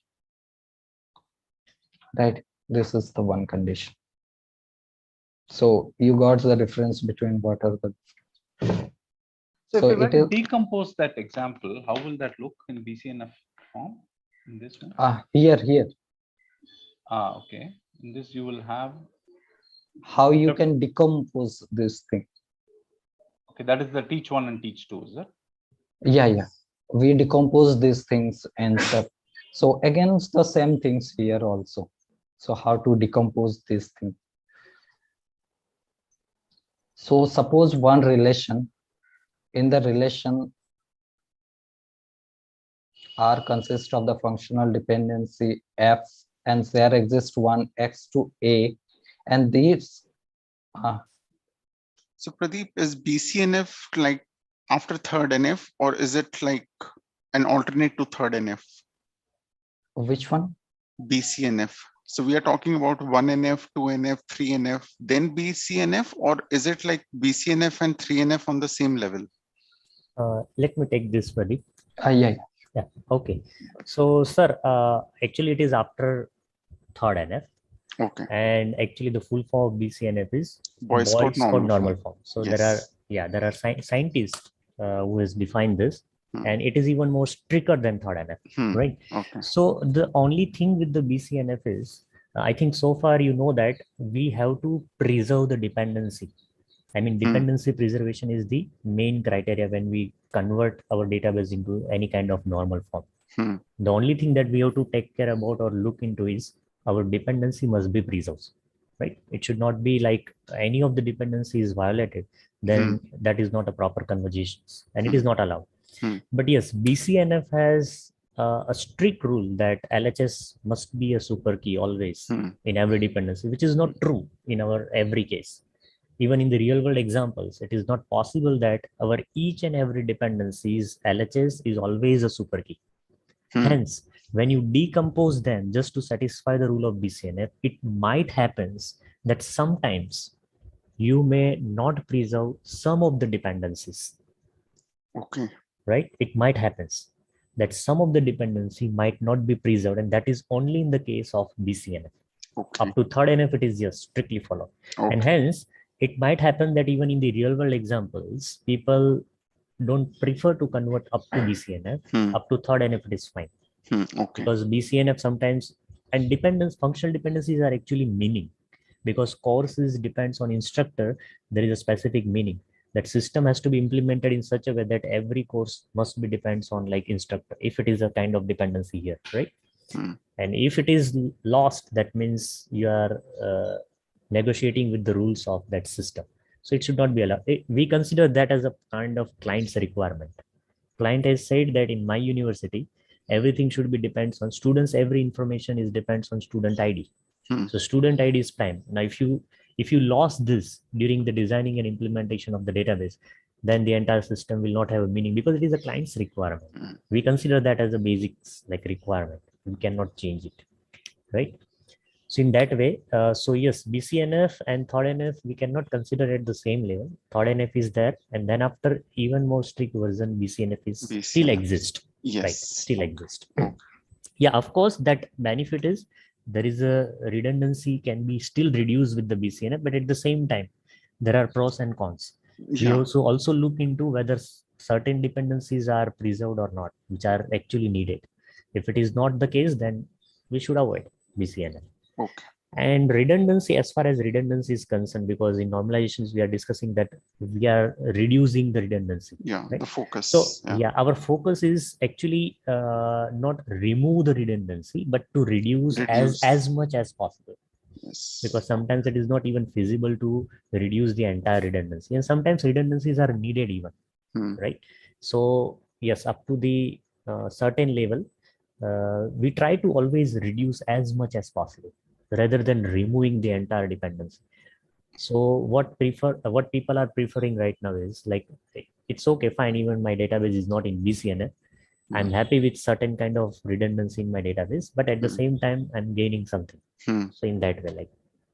Okay, fine. Thank you.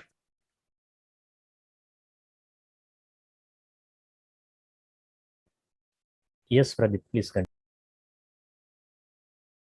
So here you can see I just defines that in a relation is not in BCNF, and this particular functional dependency X to A violates the BCNF condition, right? So here you can see instructor to course violates the BCNF condition. So how to decompose these things in to satisfy in the BCNF? So simply against the same condition, creates the one table for this which violates the conditions, the BCNF condition. So that is XA, create a relation for XA, and the second create a relation, second relation, that is R minus A, and repeat this process again, right?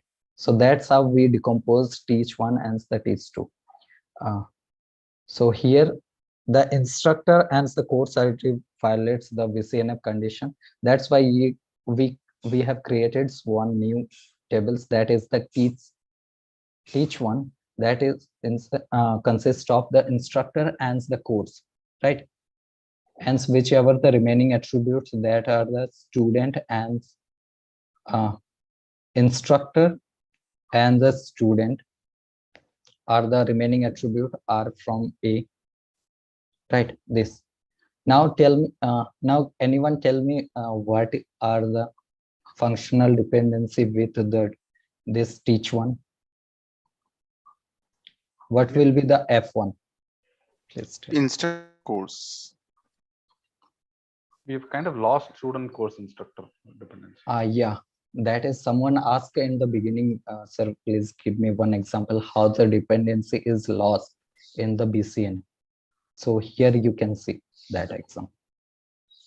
So here one whereas there is a new, whereas there is the new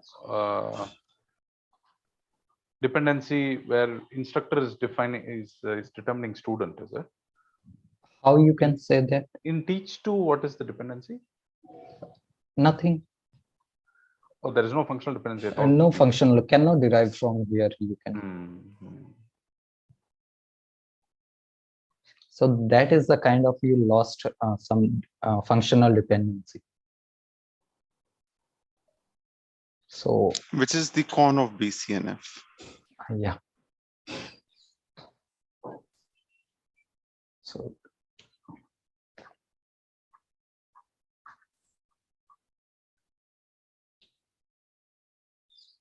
So I hope up to this is clear to everyone.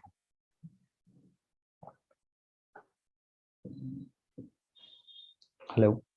Yeah. Any other doubt regarding week 6 content and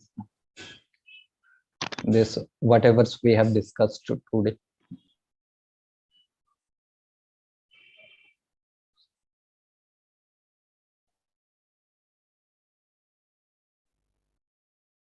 Hello. Yeah. Yeah, Pradeep, I mean, I was in conversation with you, and sorry for this question.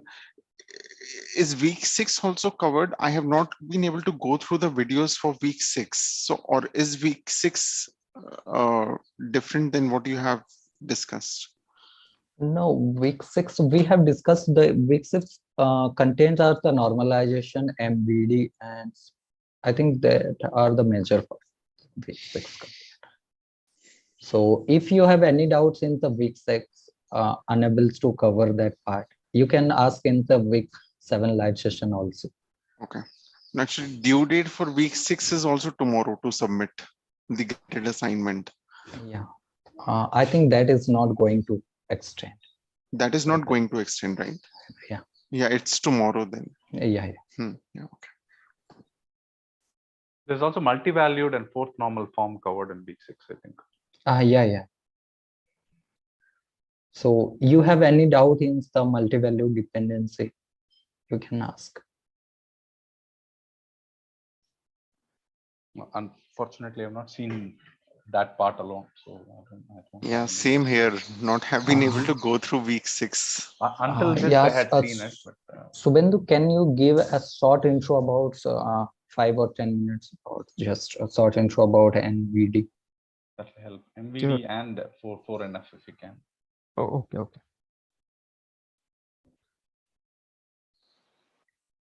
Let me share my screen.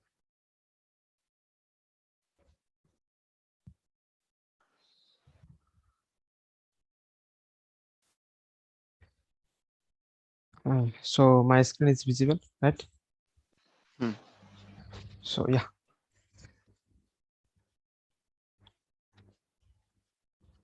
So basically, if you have any doubt, so you can ask. So I will give deep introduction about MVD.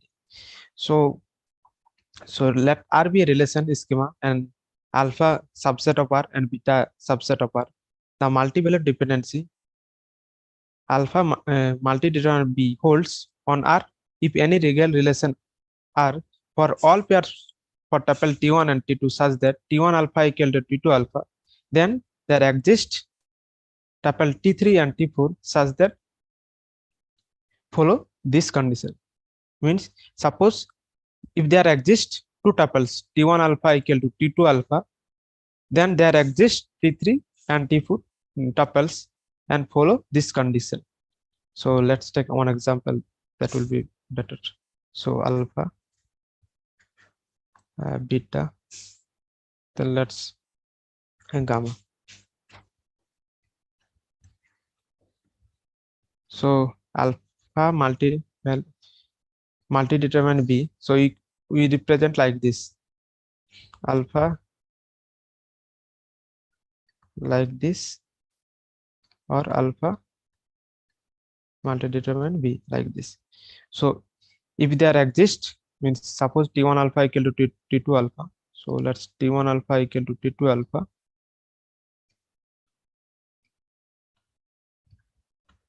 Then there exist two more tuple.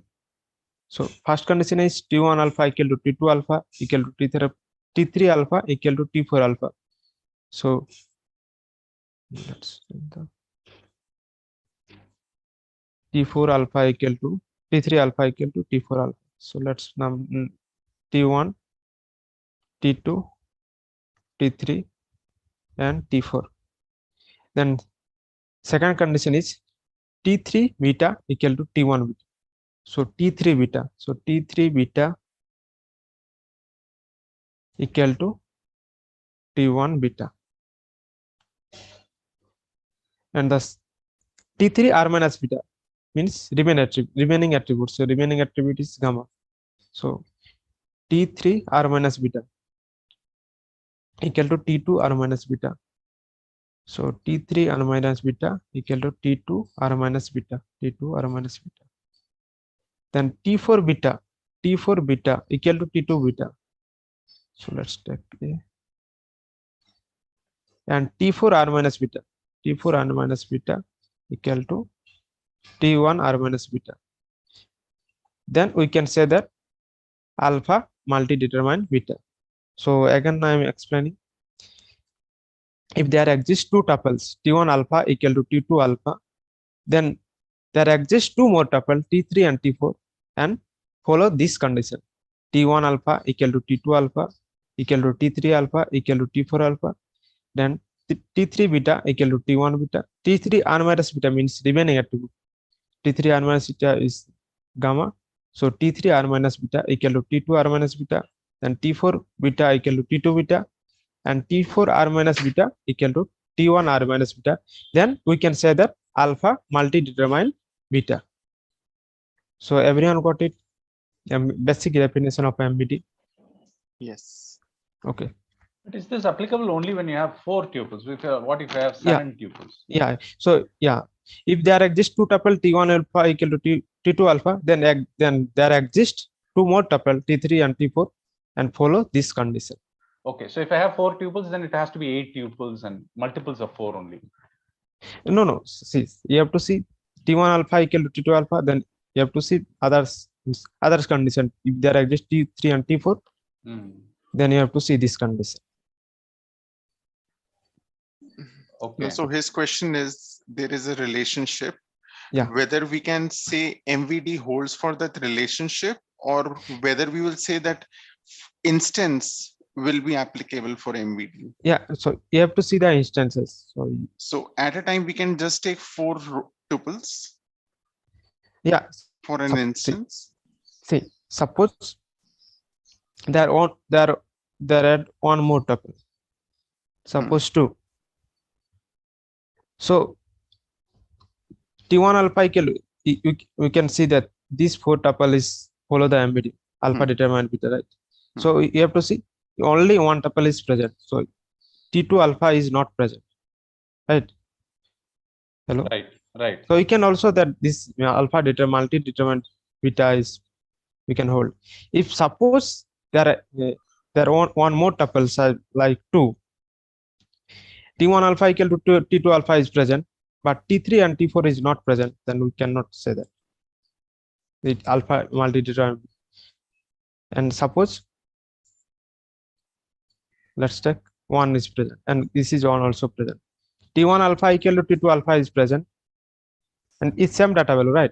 And this 4 condition are satisfied, then we can say that alpha multi-determined is B is present.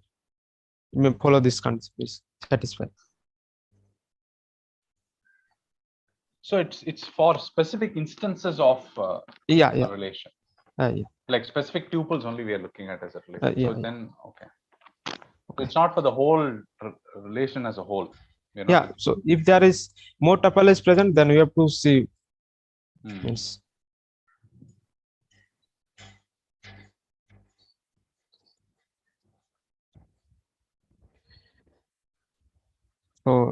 and actually multivalued dependence is tuple generated dependency. So basically you have to see all the tuples. And gamma here is multiple attributes because we are just taking R minus beta, right? So it can be multiple attributes. If they are multiple, all have to carry the same value. You have to carry the same condition. Yeah. Okay. So there is one example. So please tell CNAME multi-determines author or not.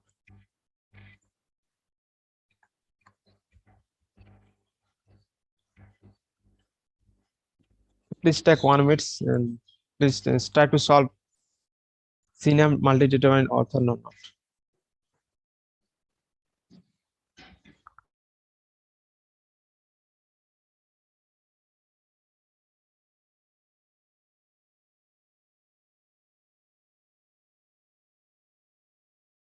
Determines author. Can you show the conditions also side by side? Yes. Can you repeat? Can you show the conditions also Oh, okay. along with the question? I mean, Okay. both can be visible. Okay, I'm right here.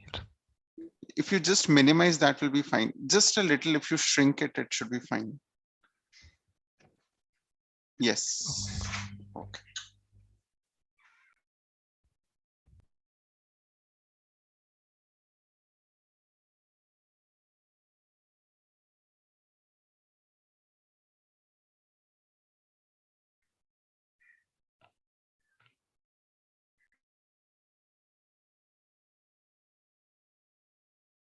So this is like a double key, is it? So we have CNAME and author having two Actually, we separate represent like this, double arrow double arrow. or like this.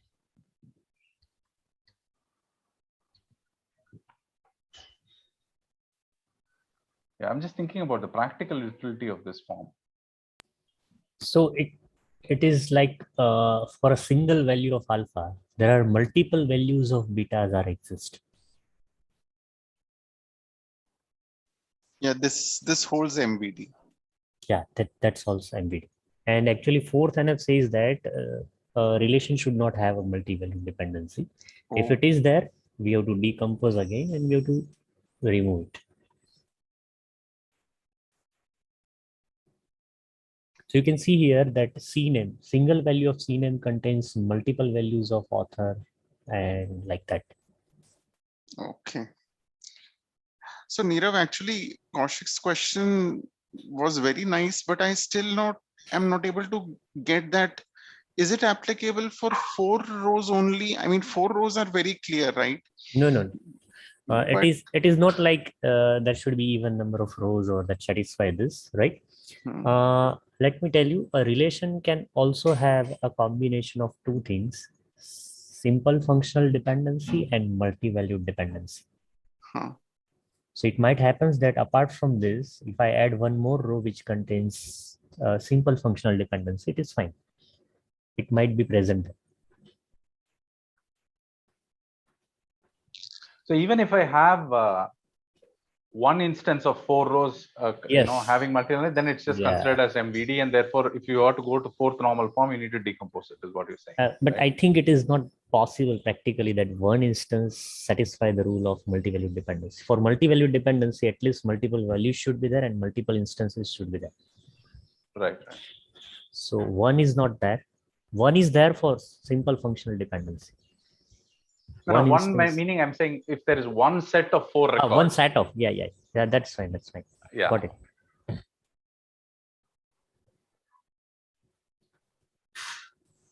Okay, so next question is CNAME multi-determined lecturer note.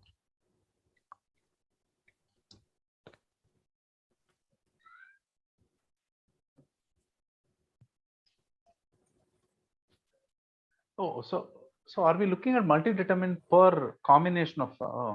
Okay, I'm confused now again. We're saying CNAME multi-determines author, is it? So in this case, beta will be lecturer. In the second question that Subhendu has put, in that case, beta will be lecturer. So if you hold conditions 1, 2, 3, 4, 5 in respect to lecturer, then we say CNAME determines lecturer. Please correct me, Nirav, Subhendu, if I am saying wrong. But multi-determination, I thought, had to have 3 attributes minimum, right? Yeah, minimum 3 attributes. So we can't, how can we say whether CNAME determines multi-determines author or not unless I know what is a lecture also? You have to see the condition. So suppose T1 alpha equal to T2 alpha, then there exists 2 more tuple and follow this condition. You have to check this condition. Okay, no, but what I'm saying is that condition requires you to have a third attribute also, right? Yeah, third attributes. In minimum required third attributes for multivariate dependence. Okay, so that is why you're saying CNAME multi-determines author, because we also have lecturer in this form. Yeah. And next question, yeah. And next question is CNAME multi-determined lecturer or not? If I consider author, it does. Yeah, author. So this is alpha and this is beta. So And author is gamma. author is R minus beta. R minus beta. Okay. The second condition fails for CNAME multi-value dependency lecturer. The second condition fails. T3 beta is not equal to T1 beta. Okay, so see, so let's me explain.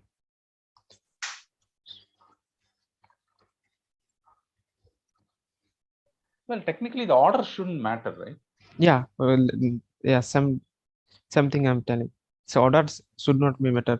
You can tell T1 this and T2 this and T3 like this also. We can change the order according to.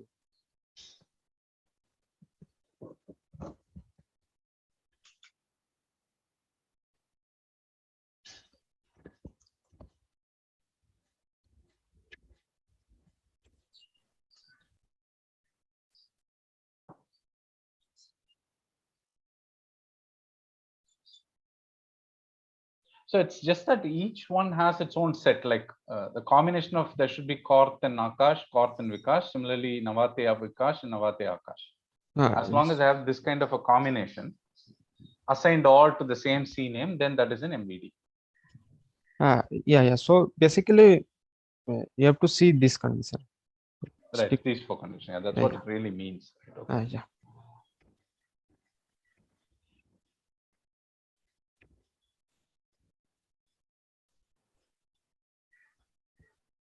So CNAME multi-determined lecturer node.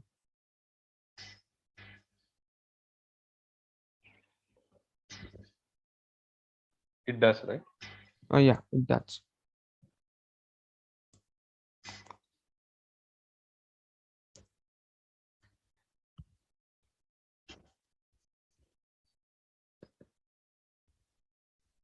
So everyone clear this? So, I mean, once you have changed the order of rows. Yeah. So see, so let's take an example. So if you fix that, this is T1 and this is T2.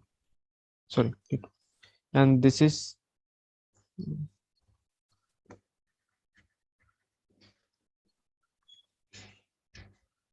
T1 and this is T2, and suppose this is T3 and this is T4. So T1 alpha equal to T2 alpha. So T1 alpha equal to T2 alpha. It's that. Then there should exist two more tuple like T1 alpha equal to T2 alpha, T3 alpha equal to T4 alpha. So T1 alpha equal to T2 alpha equal to T3 alpha equal to T4 alpha. So then you have to see T3 beta equal to T1 beta or not. So T3 beta. So T3 beta. So let's take this T3 and this is T4. So T3 beta equal to T1 beta or not. So T1 beta equal to T3 beta, right? This condition satisfied. Then T3 R minus beta equal to T2 R minus beta or not. So T3 R minus beta equal to Navate and T2 T2 R minus beta, Which is Korth. Yeah, so you can also reordering the tuple. So let's. So that was my doubt actually. I mean, if we what order should we consider in order to determine MVD? So you have to check. Change the orders. You have to check. So for every order, I mean, if there are No, four, if there exist one orders, suppose so see, for no order, it should be MVD. That is where we will say that it is not MVD. no, so if you fix T1 alpha, T2 alpha, T3, T4 alpha, then you have to check if uh, this condition are satisfied or not. If you not satisfied, you can change the order. If if you change the order and satisfy this condition, then you can say that this is this satisfy condition, this that multi determines. You can say that this content MBD. So you have to basically see all the So what is the objective? We have been given an instance. We want to say whether it is MVD or not MVD. Right? yeah, so you have to see the So you how will can we see, starting with the conditions, these 5 conditions, how will we proceed? We have given a table, then should we just determine 1, 2, 3, 4 and then test it? Yeah. Should we change the order of rows, then test it? so yeah, so basically you have to see, you have to fix T1 alpha equal to T alpha, then you can according to fix T3 and T4, and after the fixed you cannot change the order. So if you fix that is T1 and this is T2, and after that you fix T3 and T4, after that you cannot change the order. If it's not satisfied, you can after that you can, so if this condition not satisfied, then you can change the order, that is this after the changing the order is satisfied or not this condition. So basically you have to check all the possibly We'll have to combination. keep one order, test all the conditions. If it fails, then we can reorder and test all the conditions again. That's Yeah, what you're yeah, saying, right? yeah, you can reorder. We like can't this. keep changing the order for each condition separately. We'll have to keep one order and check all the conditions. Yeah, so basically you have to means that is yeah, you have to check all the conditions. So it is clear. Yes, okay. Okay. So in 4 normal form, there should not contain any MBD. So it's third normal form plus no MVD, is it? That's it. Yeah, in BCNF plus no MBD. Sorry, BCNF? BCNF plus no MBD. Oh, it's BCNF plus no MVD, is it? Yeah, no MBD. So for fourth normal form, the basic condition is not third normal form. Yeah. Okay, BCNF. So if BCNF there is already in third normal form, correct? yeah, BCNF. If there is MBD, then you have to decompose that step. So if you have any doubt, you can also post in the discourse also. So if the tomorrow is the deadline, so if you have any doubt regarding any topic, you can post on the discourse. We'll answer.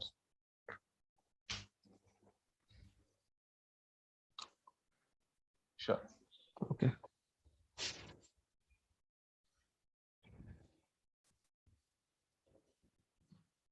So if you have any doubt, you can ask. You can practice an activity question or anything.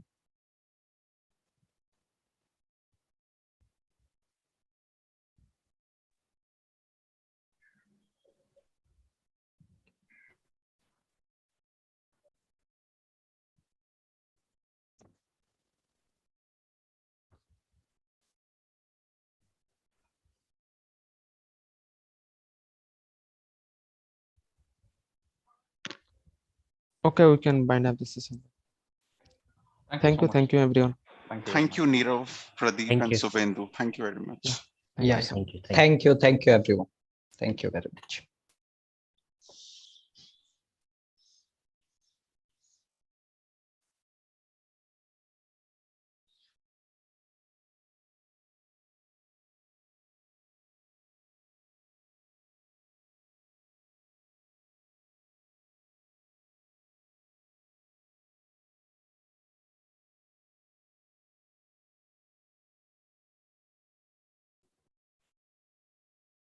Yes, Pradeep and Subin, do we need to now leave this meeting? Yes, Any sir, you discussion in can it? leave. Yeah. Thank you.